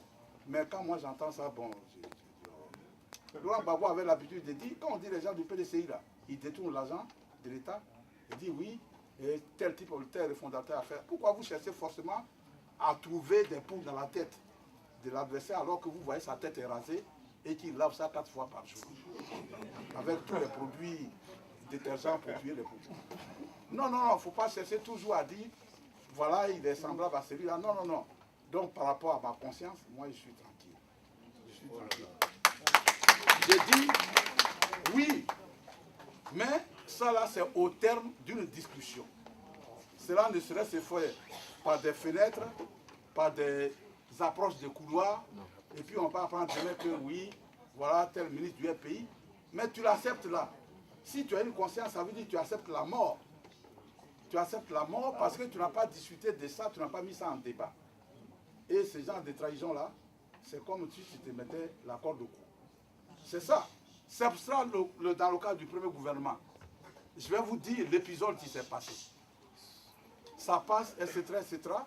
Et je viens encore sur la presse. Hein. Il y a eu même une presse, il y a eu, comment on appelle ça, le nouveau réveil. Dans une de ces livraisons, un matin, Miaka Ureto, 2 points, entre griffes, je rentre dans le gouvernement, pion. Ouais, je rentre dans le gouvernement, pion. Mais ça a semé les mois. Oh, Miaka veut rentrer dans le gouvernement. Miaka veut faire ceci, cela. Je rentre dans le gouvernement, pion. Bon, ça là, en situation normale, tu intentes un procès contre une telle personnalité. Mais tu vas intenter un procès contre celui-là qui rend la justice. Ça va aller où? Comme moi, je ne devais pas rentrer dans le gouvernement pion. Bon, j'ai dit, je m'en fous de ça. Eux-mêmes, ils vont se surexciter, ils vont s'asseoir. Voilà, ça a été comme ça. Et un jour, je suis à mon bureau. Alassane Ouattara est venu en mission en France. Une des secrétaires du Premier ministre, Guillaume, m'appelle. Ouais, monsieur Miaka, le Premier ministre, il voudrait vous recevoir aujourd'hui à 15h. J'ai dit, ah bon, en ce moment, il y avait des rumeurs que ça discutait des programmes de la mise en place du gouvernement. J'ai dit, ah bon, c'est pour discuter de tout ça. Alors. Ok. J'attends. Jusqu'à 15h, elle ne m'appelle pas. J'ai dit, ah, peut-être elle a beaucoup à faire, c'est pour ça qu'elle ne m'appelle pas. Moi, je la rappelle. Elle dit, oui, monsieur le secrétaire, on n'a pas oublié, mais Soro Guillaume, comme il est en audience au golf, il va venir un peu tard. Quand il sera là, on ne va pas vous faire trop attendre. Quand il sera là, on va vous appeler. J'attends toute la journée, personne ne vient. On ne m'appelle pas. Juste pour le lendemain matin, je dis peut-être c'est pour le lendemain matin. Le lendemain matin, je ne vois pas de coup de fil. Et 2 jours après, on se retrouve à une réunion au niveau de la direction du CNRD. C'est là le camarade Koulibaly Mamadou, qui était donc le président par intérim du RPI, dit oui, hier, j'ai eu une discussion avec le Premier ministre Dion, il m'a appelé, il me dit oui, que Ouattara, avant de partir en France, lui a laissé des consignes de discuter avec le RPI pour son entrée au gouvernement. Alors je lui ai posé des questions, j'ai dit mais combien de postes vous réservez au RPI et quels sont ces postes ministériels? Il a dit que ce n'est pas à moi qui va donner la réponse, alors donc je lui ai dit, nous on ne rentre pas au gouvernement. Et sur ce terrain-là, tous les doyens qui étaient là, les Dadier, les Fologos, comment ça s'appelle l'autre grand frère, tous ceux qui étaient là, ils ont dit, mais Koulibaly, sur le plan de la démarche politique, tu as failli. Parce que la veille, on avait tenu une réunion au niveau du CNRD et nous avions posé un ensemble de conditions. Donc si tu vas et qu'on te répond de la sorte, il faut faire un retour quand même. Au niveau de la direction du CNRD, on apprécie avant de donner la réponse. Mais tu as pris, toi seul sur toi, de dire non, on ne rentre pas au gouvernement. Bon, voilà comment ça s'est passé. Hein. Et nous ne sommes pas rentrés dans ce gouvernement. Bon, nous avons compris par la suite qu'en fait, c'était des stratégies politiques. Hein. Quand on s'est retrouvé à l'Assemblée, le camarade Koulibaly, oh, la vérité, Dieu est formidable. Hein. Oh, des insinuations très grotesques et graves. Oui, il y a des camarades qui veulent rentrer au gouvernement. Je leur ai dit, celui qui veut rentrer au gouvernement, ben, tu es libre de le faire en tant que citoyen, mais prends un papier, tu dis, je démissionne du RPI, le temps que va durer ma présence au gouvernement. S'il s'en va et qu'après, il va revenir, ok. Oh, en le faisant, c'est à Miaka Ureto qu'on fait allusion, hein, parce que c'est écrit que Miaka Ureto va rentrer dans le gouvernement Pierre. Et puis au sein du RPI, il y avait des rumeurs fantaisistes, j'allais dire des propos méchants à mon endroit. Ouais, Miaka Ureto, etc. 10 ans, Miaka Ureto, qui est plus méritant que Miaka Ureto? Pour que Miaka Ureto ne soit jamais nommé ministre et qu'on nomme des strapontins ministres. Et si j'y rentrais? Il faut se poser cette question, au moins quand on fait ce genre de réflexion. Les uns des autres se sont surexcités. Moi, je suis resté là, c'est là. Hein, parce que je savais que ce n'est pas mon opinion, ce n'est pas ma position. Et puis bon, ils ont formé le gouvernement, ils n'ont pas vu Miaka Ureto dedans. Chacun a dit, ah, vraiment, qu'est-ce que le monde est méchant? Qu'est-ce que ça fait ceci? Peut-être le fait que j'ai dit, écoutez, l'entrée au gouvernement là, ça n'est pas pour aller chercher l'argent. Mais combien un ministre ou bien des ministres d'un pays peuvent-ils toucher par mois au point de prétendre financer le parti après? Simplement, ce serait un acte politique, c'est un pont entre ces autorités qui sont fermées et nous. Peut-être, les gens peuvent être dans leur confidence. C'est comme ça les autres nous ont espionnés. Donc en rentrant dedans, ce qui se décide derrière le mur là, il est au courant et lui porte ça, il est en mission. il ira en mission, et ça va être une mission très difficile, mais une mission qu'il accomplisse quand même. Il viendra nous rendre compte pour dire voilà, etc., c'est qui se murmure là-bas. Et en tant que ministre, il peut appeler le président de la République pour dire monsieur le président, je vais vous rencontrer. Il peut appeler le premier ministre pour dire monsieur le premier ministre, je vais vous rencontrer. C'est ça le problème. Sinon, ce n'est pas pour de l'argent ou bien pour se faire une place au soleil, parce que tu vas aller, tu sais, si tu es conscient que c'est sur toi que tout va reposer. Tous les regards seront braqués sur toi. D'ailleurs, au sein de ce gouvernement, à dessein, ils vont te mettre à l'épreuve. Ce que les autres ministres ne font pas, c'est qu'ils vont te demander. Pour dire, ah oui, le RP disait qu'ils sont les plus intelligents. Voilà le type qu'on a nommé ministre, il est incapable même de défendre un projet de loi en conseil des ministres. Et puis, des jours, tu meurs. C'est ça le problème. Oui, oui. Des jours, tu meurs. Parce que la pression, le regard de l'homme, là, c'est plus terrible que le coup de fusil. Hein. Voilà, c'est celui qui ne sait pas qui peut aller à cette enterrée. Nous disons donc qu'il faut discuter, parce que aujourd'hui, je suis en France, je vous fais la confidence, j'étais au Quai d'Orsay aujourd'hui. J'étais au Quai d'Orsay. On a discuté avec des responsables de gauche et ça continue. J'ai plein de rendez-vous. Quand on discute avec eux, ils vous posent des questions. Bon, vous dites de nous impliquer pour la paix et la réconciliation. Si ceci était fait, si ceci était, quel est votre langage? Le discours politique veut dire que nous, on est tous dans la logique de la réconciliation, la logique de la paix. Mais la réconciliation et la paix, là, c'est une attitude, c'est des actes qu'il faut poser demain aussi. Ah oui. Si la discussion est telle que les conditions que nous avons posées, on satisfait sous ces... Nous avons dit les conditions, il faut libérer Laurent Gbagbo et Simon Yves Gbagbo, afin que ça Sangaré, tous nos camarades qui sont injustement détenus. Il faut que tous les exilés rentrent. Il faut que la CEI soit revue dans sa composition. Il faut que le financement public des partis politiques, là, que ça marche. Voilà un ensemble de conditions que nous posons. Il faut que la sécurité soit établie sur l'ensemble du territoire national. Et puis, comme dans un rêve, puisqu'on sait que ça n'arrivera jamais, on sait que ça n'arrivera pas, parce que Alassane Ouattara, il est dictateur dans l'âme. Ah oui, il n'est pas démocrate. Donc, quand nous on pose ces conditions, on sait pourquoi on les pose. Mais à supposer que dans un rêve, on se lève un matin, tout est pris. Tu fais quoi? Tu fais quoi par rapport à ça? Tu vas dire non, le gouvernement, je ne rentre pas dedans. Et puis, on est en politique. Hein? Laurent Gbagbo, quand il dit je suis porté ma candidature par la LMP, le CNRD, et que tout le monde, des gens du PDCI, du RDA, ils se lèvent pour voter pour lui, c'est parce qu'il compte sur toute la Côte d'Ivoire. Ça veut dire que tu as une attitude qui est désobligeante, tu perds aussi ce monde-là. Ah, mais le RPI, qu'est-ce qu'ils veulent? Il faut savoir ce qu'on veut. Il faut avoir une attitude positive. Voilà, ce sera en politique, il ne faut jamais avoir une position rigide. Il faut agir sur la base des principes d'une ligne, et c'est ça qui compte. Tu dis, ah, nous avons une ligne. Si ce qu'ils font, ça va dans le sens de notre ligne, ok. Après tout, on n'est pas des ennemis. Les autres sont des tueurs. Nous, on n'est pas des tueurs. On est toujours pour la fraternité et pour la paix. Ce qui doit être l'objet de consensus et de solidarité, nous n'avons pas à nous dérober. Voilà donc la réponse que je peux porter à la camarade Serikba. Hein? Non, c'est M. Serikba. Au camarade Serikba. Sinon, le RPI ne peut pas se lever comme ça, tout de go, pour derrière des postes. Il est satisfait. On va être ministre. Ok, camarades, il faut que ce soit clair et qu'on s'entende là-dessus. Voilà donc la réponse à vos questions. Voilà. J'ai dit encore une fois, je le répète, il faut éviter de nous espionner les uns les autres. Et messieurs les journalistes, vous qui êtes dans la salle ici, évitez-nous, parce que nous avons un enjeu. Et nous déployons des efforts. Évitez de nous créer des problèmes en donnant l'occasion aux autres de nous assommer par votre propos que vous transcrivez de façon maladroite. Parce que si vous êtes des journalistes, quand même, vous êtes des Ivoiriens, vous êtes des hommes. Vous êtes donc un politique. Et le politique, il ne parle pas trop. Quand je vais à la haie et que Laurent Gbagbo me dit, appelle Katina pour parler avec lui, j'ai compris le message. Je sais ce qu'il m'a dit. Voilà. Et moi, j'entends agir dans ce sens-là. Quand il me dit, attention, il y a trop de vautours autour de moi, je sais ce que ça veut dire politiquement aussi. Et j'agis dans ce sens. Voilà la position, je pense que c'est clair pour tout le monde. Voilà.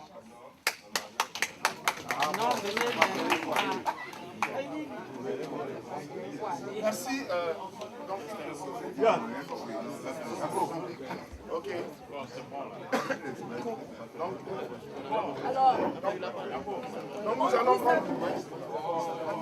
comme vous savez, demain on doit aller à La Haye, donc on ne peut pas rester ici très longtemps parce qu'il y a le deuxième volet de l'ordre du jour, qui est donc le comité l'organisation du voyage.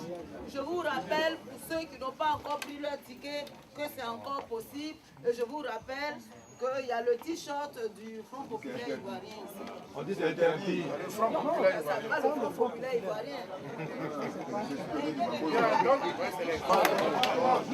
Merci, monsieur le président Kamara, s'il vous plaît.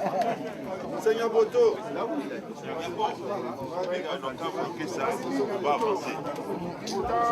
Merci, camarade. Monsieur le respect que je vous dois, ce n'est pas normal que les gens choisissent leur connaissance pour parler. Ce n'est pas normal. Vous devez vous laisser exprimer, ça fait une heure.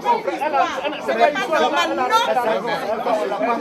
Non, vous êtes là, vous êtes témoin cette fois-ci. Mais il est là. Non, quand le monsieur va vous parler, Depuis la guerre a commencé à Côte d'Ivoire, il n'y a pas de femme à Paris. c'est retour, monsieur le président.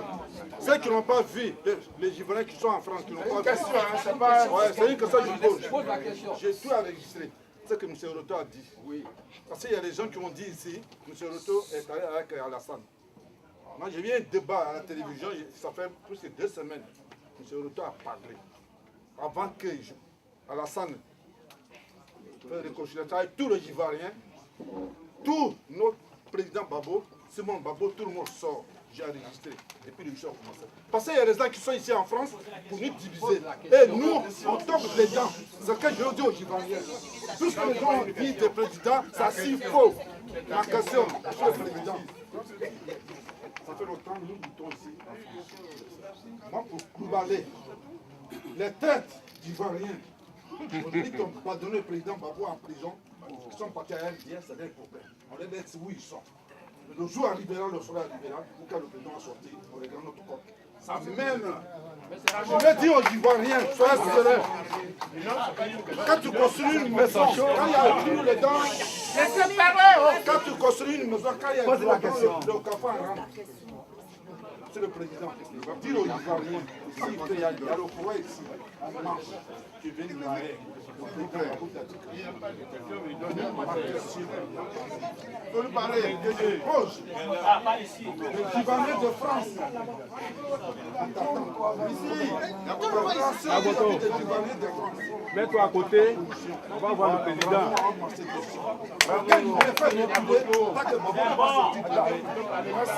Bravo. La deuxième question, c'est madame. Non, c'est moi, monsieur Dako. Madame Lucie Dubé. Madame. Monsieur, je suis désolée. Non, ce n'est pas normal. Ce n'est pas normal. S'il vous plaît, s'il vous plaît. Attendez, s'il vous plaît. Respectez le monde, s'il vous plaît.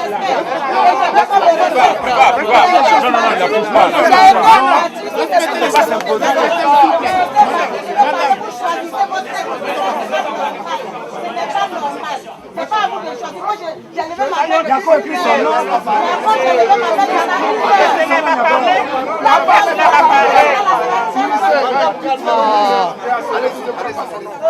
Madame, allez, s'il vous plaît. Merci.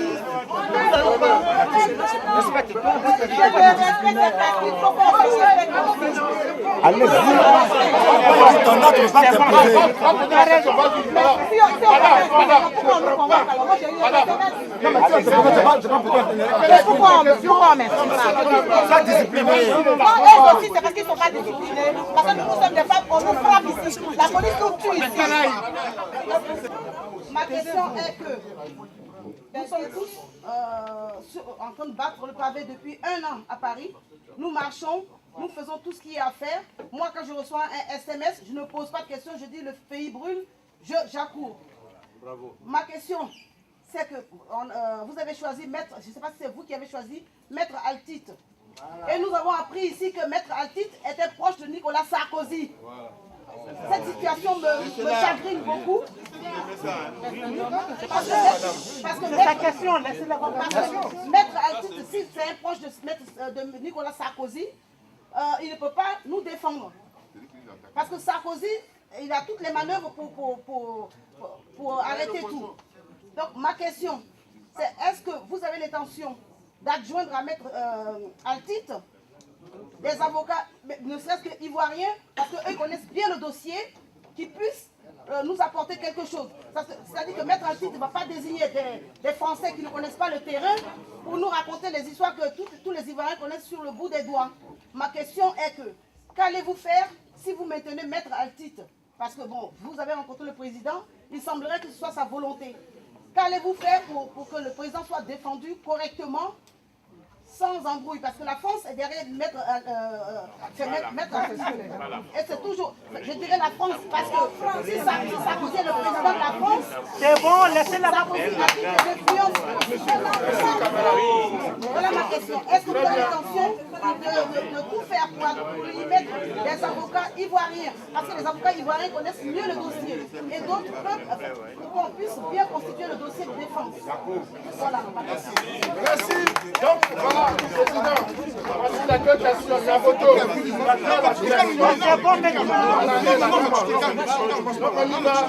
On repart aux deux questions et c'est terminé. Les questions ce soir. Troisième question. Il n'y a pas de troisième question. Il y a deux questions qui ont été posées. Le président va répondre et ce sera terminé. Je dis. Non, Cette pas réunion, répondre. vous ne pouvez pas nous éviter. Non, on n'a pas évité quiconque. Mais on pose des questions, on on ne ne peut peut pas nous on ne éviter. peut pas poser 10 000 questions. Ce n'est pas sérieux. Ce n'est Voilà. pas La sérieux. réconciliation. On dit de faire la réconciliation. S'il vous plaît. Un discours qui n'étant pas la réconciliation, on n'est pas d'accord avec ça. C'est tout. S'il te plaît. S'il te plaît, oui. C'est le FDI du Congo. Le président est là.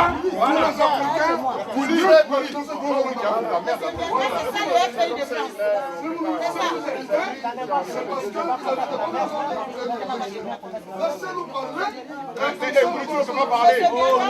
Ouli, tu n'as pas la parole. Ouli, tu n'as pas la parole. On n'est pas là pour toi. D'accord? Tu n'as pas la parole. Monsieur le Président, on vous écoute. Calmez-vous. Cher ami, il n'a pas la parole. Il faut qu'il laisse les gens qui arrivent là. Pas la réconciliation. Il n'a pas la hauteur. Oh, oui? J'ai déjà compris. Mais je pense que le raisonnement... Écoutez maintenant. C'est ce que je ne veux plus entendre. Il faut que ce soit clair. Au sortir de cette réunion, je ne veux pas entendre... Vous n'entendez pas. Camarades, écoutez quand même. Vous avez déjà fait le plus gros des efforts. Il reste un peu seulement. Donc il faut écouter. Je disais que au sortir de cette réunion, je ne veux pas, hélas, entendre vous, nous. Vous, nous, là, ça veut dire il y a des fractures. Ça veut dire il y a deux groupes. Celui qui arrive, il est étranger, on dit il a des gros yeux, il ne voit pas, mais il voit déjà ça. J'ai dit tout à l'heure, Abel Naki, Ouli Bla, Cri c'est cri. Voilà, c'est mon petit frère Yaoundré qui disait, attention, Tol n'est pas Tol aussi, hein. Mais ici, Tol c'est Tol. Cri c'est cri, c'est vous qui appelez les Ivoiriens à descendre là. Et comme le disait un neveu un jour, je vous fais l'anecdote, parce que la politique aussi c'est ça, pour passer le message. Il était chez un de nos parents à Trècheville, et c'était à l'époque où les compagnies, Mori et compagnie, d'autres sociétés, Sokopao, il faut se lever le matin pour aller jeter des sacs, et puis on te paye en fonction du nombre de sacs que tu as jetés. Et puis l'autre, il se lève très tôt le matin, il lui dit, hé, Mouzadé, toi tu ne te lèves pas tôt là. Demain matin, si tu ne lèves pas, moi je te laisse. Hein. L'enfant s'est levé et puis il a dit, mais toi tu es vraiment naïf. Hein. C'est pas le fait que tu vas aller à 6 h du matin, qu'on va dire comme tu viens à 6 h du matin, on va te nommer chef de bureau, que tu vas être agent de maîtrise. Si tu vas à 6 h, le nombre de sacs que tu vas jeter, je viens à 10 h, c'est le même nombre de sacs que je vais jeter. Donc, Tol c'est Tol. Ouli Bla, Abel Naki, Cri c'est cri. Et je ne voudrais pas... C'est pas un débat. Quand tu dis vous avez parlé, vous nous empêchez de parler. Je veux parler, président. Vous n'avez pas la parole. Ouais, mais laissez. Laisse là-bas pour parler. Non, il n'a qu'à laisser là-bas pour parler. Non, non, il n'a qu'à laisser là-bas pour parler. C'est pas grave. C'est pas grave.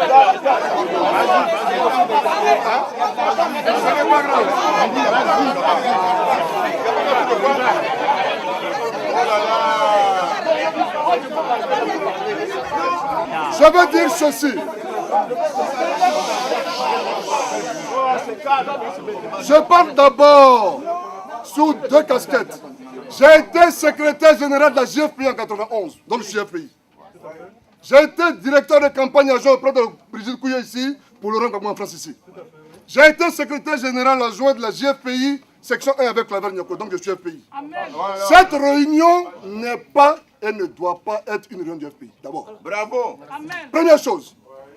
Et je dis, nous on souffre ici. On risque tous les jours de notre vie, on risque la mort. Quand on finit une réunion et qu'on rentre dans nos escaliers, on ne sait pas ce qui nous attend.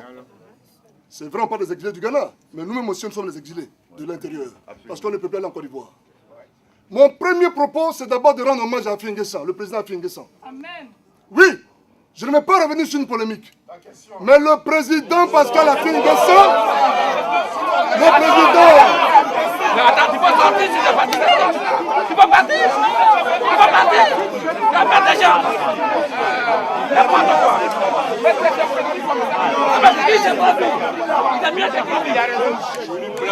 Le président.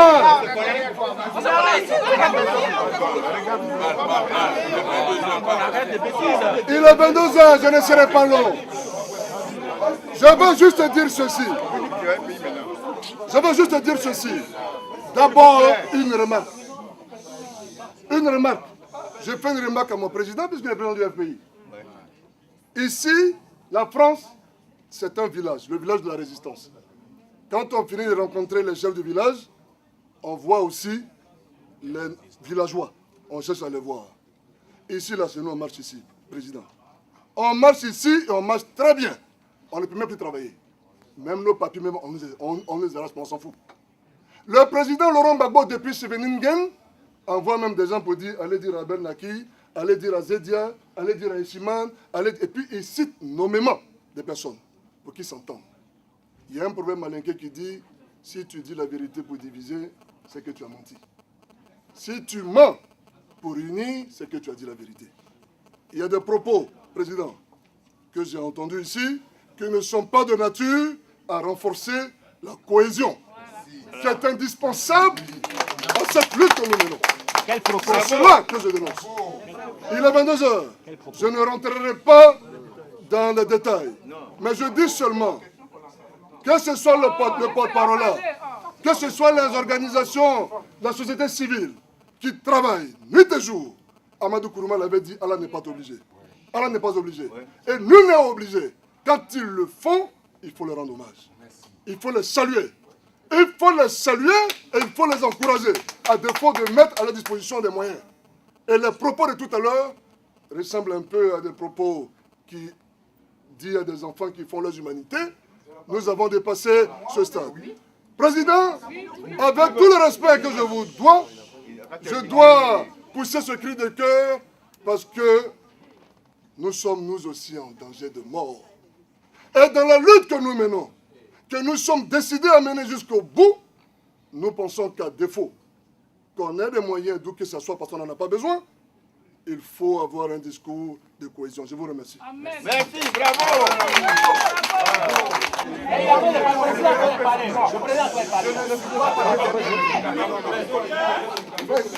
Je ne suis pas de la dernière pluie, je l'ai bien dit au début de mon propos. Moi, Miaka Roto, je ne suis pas de la dernière pluie. Donc, en politique, là, on ne peut rien m'apprendre. S'il vous plaît, je ne peux qu'apprendre à Laurent Gbagbo. J'ai dit, ceux qui sont des espions, qui ne sont pas là pour se battre, qui veulent diviser, qui veulent opposer, mon vieux qu'ils restent dans leur coin, parce que c'est pas avec moi, Miaka Oureto, il peut jouer à ce jeu. Voilà. Parce que le pays là, je le connais au bout de mes doigts. Et quand je parle, d'abord en tant qu'intellectuel et en tant qu'homme politique. Montrez vos cartes. Celui qui va, j'ai dit, montre-moi ta carte de parti. Voilà, montre ta carte de parti, toi qui cherches à diviser. Quand je dis cri de Willy Bla ou bien d'Abel Nakila, cri c'est cri, ça veut dire quoi? Ça veut dire que je suis arrivé à Paris, quand je dis je suis arrivé il y a plus de 2 semaines là. Ça veut dire que c'est cette division close, comme le dirait François Pérou, ces conflits coopération, c'est ce que j'ai entendu. Ça m'a rempli trop la tête. Et moi je formule ce que j'ai dit selon mes propres convictions. Et je ne suis pas là pour dénigrer qui que ce soit. L'autre a voulu poser une question, mais ça on ne dit pas ça dans la colère. Il dit les propos. Moi j'ai attendu par exemple quand Willy il est intervenu qu'il cite certains propos. Oui, il a fait allusion d'ailleurs dangereusement à Afin Guessan et puis il s'est arrêté. Je ne sais pas quelle logique il voulait développer. Afin Guessan, ce n'est pas maintenant qu'on se connaît. Hein. On se connaît en tant que camarade. Quand on luttait, j'ai été son directeur de cabinet au ministère de l'Industrie et du Tourisme. Pendant 10 mois, j'ai été son directeur de cabinet à la primature. Je suis son secrétaire général depuis 10 ans. Et nous nous connaissons. Ouais, pays là, on se connaît. Donc ce n'est pas vous qui allez mener le combat pour l'un ou pour l'autre. Ça là, on se connaît. Et si je me bats aujourd'hui, dans ce froid, je suis là malgré mon état, c'est pour Afi que je me bats. C'est pour Sangaré que je me bats, c'est pour Simon que je me bats. C'est pour Sokouri que je me bats. Pour Brogrebé que je me bats. Tous ces camarades qui sont là-bas, c'est pour eux que je me bats. En plus de ce que je me bats pour Laurent Gbagbo. Et oui, et je me battrai jusqu'au bout pour Laurent Gbagbo. Quelqu'un l'a dit, c'est mon frère Niaboto. Non, non. Oui, c'est Niaboto. Il dit quelle est ta position que tu laisses à l'endroit des Ivoiriens de France. Ivoiriens de France. Tant que Laurent Gbagbo qui est à la CPI là-bas, que j'ai trouvé là-bas, que j'ai vu, il n'a pas été libéré et réhabilité dans ses droits, la lutte doit continuer jusqu'à la victoire finale. Je l'ai dit. Et c'est une lutte juste. Nous ne devons pas nous faire de complexes pour mener cette lutte-là. Et cette lutte-là, peut-être il y a des païens qui ne veulent pas voir la main de Dieu. Dieu est devant, nous sommes derrière et on en avance. Et là où il y a Dieu, c'est toujours la victoire. Toujours, amen. Je suis là, je suis sorti depuis 14 h aujourd'hui. Hein. Chaque jour, je sors 10 h, 9 h et je rentre à minuit, à 23 h. Ce n'est pas pour aller regarder la place de la République ou bien aller contempler la scène. Je travaille. Je travaille en tant qu'homme politique. Et en politique, quand tu vas devant un interlocuteur là, ta tête, hein, ça bouillonne dedans. Qu'est-ce que je vais dire pour ne pas parler de ridicule? C'est ce travail-là que nous on fait au quotidien. Voilà, ça c'est important. Nous prenons des risques aussi là-bas, hein, devant les feux et les FRC. Mais on est encouragé parce qu'on vous voit ici aussi, dans la diaspora, en train de marcher. Donc il faut que les choses soient claires. Il faut que nous évitions des confusions et que nous avancions. Évitons de nous espionner les uns les autres. Je suis un homme politique. Quand je suis venu, j'ai fait une rencontre, je sais qu'il y a des gens qui me suivent. Mais ils perdent leur temps parce que ce que j'ai dit là-bas, là, je peux dire ça en public. Et je ne le dis pas pour dénigrer, pour faire quoi que ce soit à l'endroit d'un camarade. Je le dis au nom de la vérité, que je me connais, on se connaît au sein du parti. On se connaît. Et j'ai dit en politique, ce n'est pas tout qu'on dit sur la place publique. Quand j'ai dit ça, ça suffit. Quand j'ai dit que j'ai échangé avec Laurent Gbagbo, je sais ce qu'il m'a dit. Ben, écoutez, on ne peut pas aller au-delà de ça. Quand j'ai dit que Laurent Gbagbo m'a dit, appelle Katina, mais ce n'est pas ce qu'il m'a dit que je vais tout étaler ici. Ça sert à quoi? Si c'est des propos pour diviser, pour nous affaiblir. Voilà, mais je sais. Quand Katina m'a appelé hier, ce qu'il m'a dit, je sais ça. Ce que j'ai répondu aussi, c'est ça. Je vais à l'essentiel et allons-y à l'essentiel. Laissons notre amour propre de côté, nos petits orgueils de côté, et puis travaillons pour la cause commune. Nous sommes des hommes. Dans l'homme, il y a 3 dimensions. Il y a le ça, on est des intellectuels tous ici. C'est cette dimension anarchisante de l'homme que nous portons à chacun de nous. On pense qu'on est gaillard, on peut faire un coup de poing à un nain et puis le tuer sur le champ. Alors, je t'envoie un coup de poing en plein visage. Je suis plus fort que toi. Et puis ta seconde dimension, qui est le moi, dit ah non, non, non. Ça, c'est la dialectique hegelienne que je suis en train de développer. Il dit, mais il ne faut pas donner ce coup de poing. Tu penses que tu peux le tuer, mais si tu le tues, il y a un plus fort que toi, c'est la loi. Tu vis dans une société organisée où il y a des institutions et la loi. Tu vas faire la prison. Une troisième dimension qui est le surmoi, qui est ton rapport à Dieu, dit, mais tu dis que tu es plus fort que lui, tu vas le tuer. Mais moi, Dieu, là, qui nous a créés tous, devant moi, tu as un compte à rendre le jour du dernier jugement. Voilà la dialectique à laquelle chacun de nous est livré avant de prendre une position. Voilà, celui qui n'a pas ça, on dit il est fou. Donc chaque jour, c'est comme ça nous faisons pour avancer. Il faut que nous fassions cela pour avancer. Laissons les petits querelles de côté. Quand moi j'appelle, il y a 10 personnes. Quand lui l'appelle, il y a 50 personnes. Donc c'est son groupe, c'est ceci. Laissons ça, les manipulations, laissons ça de côté. Nous, on est trop habitués à ça. On est trop habitués à ça et ça ne mène nulle part. Oui. Donc c'est vraiment ce que je voulais dire. Niago, la position que je vous laisse, nous marcherons par mon et par vos, à travers toutes les intempéries, quelles que soient les saisons, jusqu'à ce que Laurent Gbagbo soit libéré et qu'il soit réhabilité dans ses droits. Voilà. Et je compte sur vous. Je compte sur vous, comme ça je me suis longuement étendu là-dessus. J'ai dit, vous êtes en train de réécrire. Ce n'est pas seulement la seule histoire de la Côte d'Ivoire, mais c'est l'histoire de l'Afrique. Voilà. Quelqu'un a posé la question au colloque pour dire, mais depuis les Kwame Nkrumah, en n'oubliant pas Patrice Lumumba, jusqu'à Gbagbo aujourd'hui, est-ce que la lutte a avancé? Ça là, ça dénote un peu une attitude défaitiste, hein, pour dire non, bon, donc c'est pas la peine. Et il est même allé dire intelligemment. Intelligemment, ça veut dire quoi? Ça veut dire qu'il faut rentrer dans le rang. Non, on ne rentrera pas dans le rang, parce que notre cause est juste. Et parce que nous avons les moyens de notre lutte. Telle la goutte d'eau qui finit par percer le plus gros rocher du monde, nous allons percer le rocher. La Côte d'Ivoire sera libre et démocratique. Laurent Gbagbo sortira. Tous nos camarades sortiront. Depuis que je suis là, ben, puisque vous m'y obligez, allons-y. Les personnes que je rencontre, que ce soit des personnes morales ou physiques, c'est qu'elles me confient là. C'est rassurant. C'est plus que rassurant. Avant-hier, j'étais là, FIDH. Nous avons eu 2 heures de travail et nous avons travaillé franchement. C'est qu'ils m'ont confié. Mais c'est rassurant, c'est le soleil qui est en train de se lever. C'est rassurant. J'étais hier avec le président, je ne sais pas pourquoi j'oublie tout le temps le nom de ces camarades-là. Il fait quoi? Henri Emmanueli. J'étais avec Henri Emmanueli, j'étais avec François Lonc. On était ensemble. On a discuté. J'ai tenu un discours vis-à-vis des socialistes et je m'en allais oublier. Oui, j'ai dit, bon, aujourd'hui, les Africains qui sont de nombreux Français aujourd'hui vous attendent. On voit vos responsables avoir des attitudes par-ci, par-là, des discours par-ci, par-là. Les Franco-Africains, là, ils vous attendent. C'est un point important par rapport aux enjeux de demain. Alors, vous avez un discours à tenir à leur endroit. Parce que moi, j'arrive en tant que responsable, je suis fatigué. On me dit, mais demain, là, qu'est-ce qu'on fait? Demain, là, qu'est-ce qu'on ne fait pas?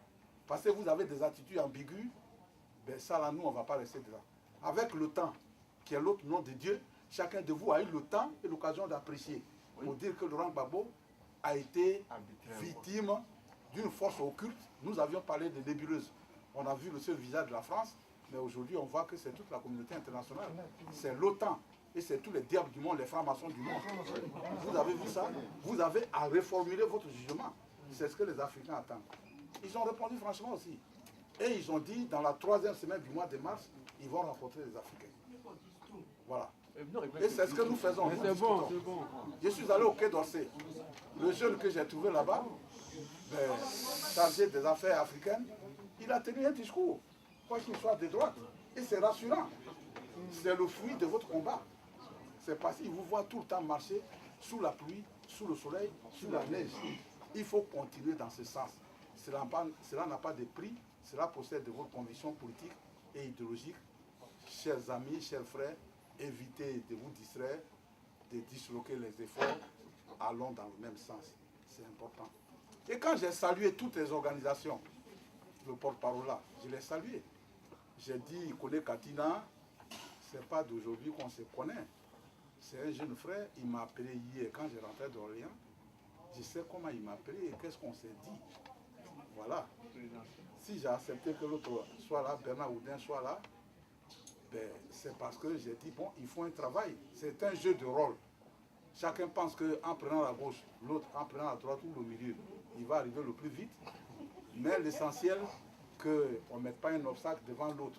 Et que par rapport à l'essentiel là, on ne pose pas des actes qui puissent nous compromettre et nous conduire vers la mort. C'est ça le problème.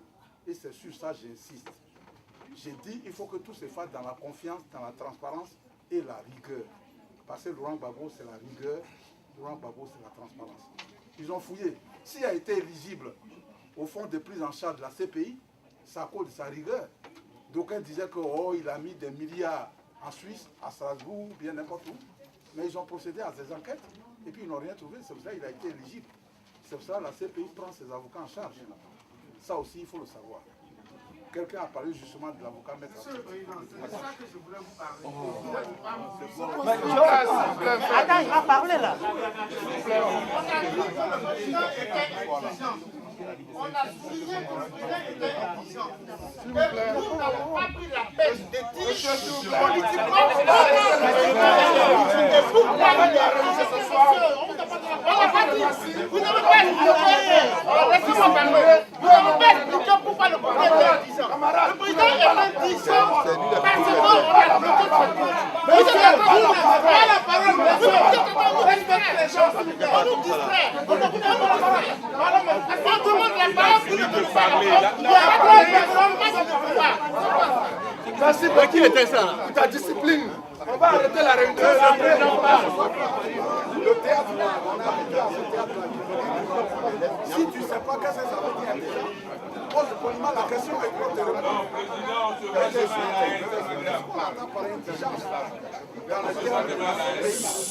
Ils ont procédé à des enquêtes parce que d'aucuns disaient que Laurent Gbagbo, Écoutez. il a fait du blanchiment d'argent, il a construit des immeubles, il a mis de l'argent à Monaco, il a mis de l'argent en Suisse. C'est pour ça qu'il a été éligible à la prise en charge par la CPI. Voilà. C'est ce qu'on appelle indigent entre guillemets. Voilà, c'est ce que ça veut dire. Bon, sur l'avocat, je crois que c'est un petit peu Lucie. Non. Ouais, par rapport à Maître Artit. Voilà. Laurent Gbagbo a écoutez, il a dit il faut rencontrer mon avocat, Maître Artit. Il faut rencontrer mon avocat, Maître Artit.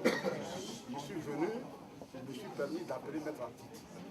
Et on s'est retrouvés dans un café, comme c'est l'habitude ici. Et nous avons discuté pendant 2 heures. L'homme politique là, il doit avoir un 7e sens. Parce que quand je suis arrivé, c'est que vous dites la même là. Oh, Artit, il est ami de Sarkozy, mais au pays là, nous non plus. Et quelqu'un a dit oui, nos avocats, qu'est-ce que vous faites? Nous-mêmes, en tant que parti là, nous avons commis un pool de 9 avocats que nous prenons en charge. Un pool de 9 avocats, avec à leur tête Maître Guirabeau. Et puis des jeunes avocats aujourd'hui qui pour la plupart sont des militants ou des Ivoiriens, des patriotes, comme vous et moi, qui se battent sans que nous ayons des moyens même pour les prendre en charge. Ils prennent de l'argent dans leur propre cabinet. Nous avons posé ces questions-là par rapport à Maître Artit. Parce qu'on dit, ça fait longtemps, Agathe Barouan, qui est l'avocat de Côte d'Ivoire, qu'il a choisi comme sa collaboratrice première, elle nous a dit, mais ce que vous dites à Maître Artit, l'avocat de Sarkozy, quand il s'est présenté à nous, il a dit tout ça. Il a dit qu'il a des entrées à l'Élysée, qu'il a des entrées partout par là. Et nous avons dit, mais écoutez, l'avocat, c'est un métier professionnel. Hein. Tu es avocat, et nous, notre tradition d'Africains, là, on voit toujours le noir partout. Sinon, si les autres, là, tu peux être avocat, c'est ton métier qui te fait vivre. Tu peux tuer son propre père, et puis le prendre comme avocat pour te défendre. Il va poser des questions. S'il se trouve que son père, là, tu l'as tué parce que tu avais raison, il va dire que mon père avait mal agi, c'est pour ça qu'il a tué. Voilà, il fait son métier. Donc il faut regarder, il ne faut pas partir d'a priori pour dire, ah non, Artit est ceci, il n'est pas. J'ai discuté avec lui, je me suis fait une opinion. Mais en même temps, ce n'est pas parce qu'il m'a tenu des propos très amicaux, rassurants, qu'en tant qu'homme politique, je dois baisser les bras. J'ai pris un ensemble de dispositions qui sont en cours. Voilà, pour savoir qui il est réellement, quel est l'homme. Nous sommes ce travail-là. Ce n'est pas tout ça qu'on va vous exposer ici, mettre en titre. Donc, les préoccupations là, que vous soulevez, qui sont tout à fait légitimes, c'est aussi nos préoccupations. Nous suivons le dossier de très près. On est là-bas, la direction ne dort pas. Nous élaborons des documents, des dossiers extrêmement importants, non seulement pour enrichir la défense des avocats, mais nous faisons des photocopies. On donne des copies à Laurent Gbagbo lui-même parce qu'il est son propre avocat. Et nous-mêmes, nous gardons des copies. Nous donnons des copies à toutes les institutions qui veulent bien aider Laurent Gbagbo. C'est ce travail qu'on fait. Dans ces dossiers, il est tellement important que nous ne pouvons pas dormir là-dessus. On le suit, je vous ai vous l'assurer. Soyez tranquille. Même si Altit n'a pas l'habitude de dire le droit, en matière de droit, ces procédures-là, c'est simple. C'est lui qui a pris son avocat. Il peut se débarrasser de lui, il n'y a pas de droit à payer en la matière. Voilà. Ce que nous avons en cours aussi, ça nous permet de dire que, attention, c'est un danger. On dira à Laurent Gbagbo, c'est un danger, il faut se débarrasser de lui. Et j'ai dit, je pars, on se rencontre. J'ai donné un compte. Il y a dans un village un chasseur, il est tellement fort, les gens viennent solliciter ses services pour aller tuer les éléphants. Et puis un sorcier a dit, mais celui-là, je vais avoir raison de lui. Il a monté une jeune fille, la plus belle. Il dit à la fille, va le draguer. Comme d'habitude. Les femmes, c'est nos meilleures compagnes, mais c'est des dangers aussi. Voilà. Elle allait le draguer. C'est depuis le bon Dieu. Ils sont dans la chambre, en train de faire les amoureux. Et puis sa mère est dans une chambre contiguë. Elle dit, mais toi là, chérie, tu es trop fort, tous les éléphants là, toi tu tues ça, comment tu fais même? Elle dit, ah, quand je vais tuer un éléphant là, je tire. S'ils font sur moi, je me transforme en arbre. Elle dit, mais si l'arbre là, s'il dévore ça ici, cache ça, elle dit, non, je tire dans l'arbre, je me transforme en termitière. Il dit, si elle casse, l'éléphant casse la termitière. Il dit, ah, je monte au sommet d'un fromager, je me transforme en aiguille. Comme l'aiguille, chez nous, on appelle ça couet. Couet. Donc, il était en train de dire couet. Il a dit couet. Couet. Sa mère a crié. Elle dit, ah, Dibé, est-ce que toi, tu connais cette fille-là qui a sa cuisse sur toi, là, et qui t'amène à dire n'importe quoi? Est-ce que tu sais si elle est venue te tuer? Et puis, effectivement, il va à la chasse. Le scénario se passe de cette façon linéaire.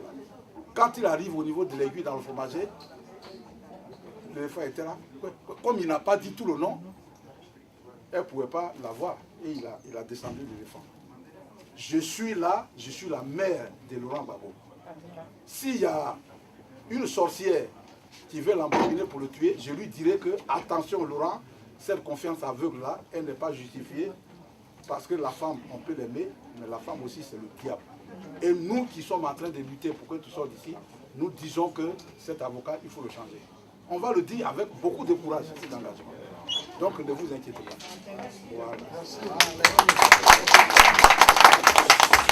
Voilà, chers camarades, les réponses que je voudrais me permettre d'apporter à vos préoccupations qui sont légitimes. Je répète, nous sommes tous indivisibles. Faisons l'effort pour rester comme tels, malgré nos pulsions, notre orgueil, notre amour propre. Le combat qu'on mène là, il est tellement important que les petites querelles là n'ont pas leur place. Je suis venu, moi j'ai été très ravi, passer à l'entrée, il y a des frères qui m'ont interpellé et j'ai entendu Tebwe Yao. Tebwe Yao, on a fait le lycée de Sandra il y a plus de 20 ans, on ne s'est pas vu. Et c'est lui qui m'a appelé là, j'ai dit, ah, donc Tebwe est ici, on se retrouve alors. Ça me fait plaisir. C'est cela. Demain, pour que nous nous retrouvions tous en Côte d'Ivoire, à Yopougo, notre quartier de plaisir et de joie, pour chanter la victoire. Et cette victoire, je vous le répète, elle n'est plus loin. Elle n'est plus loin parce que nous avons Dieu avec nous. Dieu est justice. Dieu est engagement. Dieu, il est important en océan. Et pour tout ce que Laurent Gbagbo, pour l'amour qu'il porte à ses frères ivoiriens et africains, il ne peut pas rester là-bas. Non, ce n'est pas vrai. Continuez. Dieu vous maintiendra toujours par la main.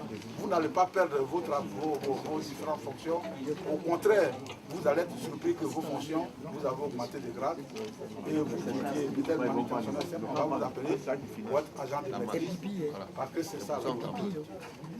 Merci aux uns aux autres, le combat continue. Donc, votre représentant se rappelle, tous les camarades, comme toujours, il faut être là-bas. S'il vous plaît, 2 minutes. Il faut être là-bas. faut payer votre ticket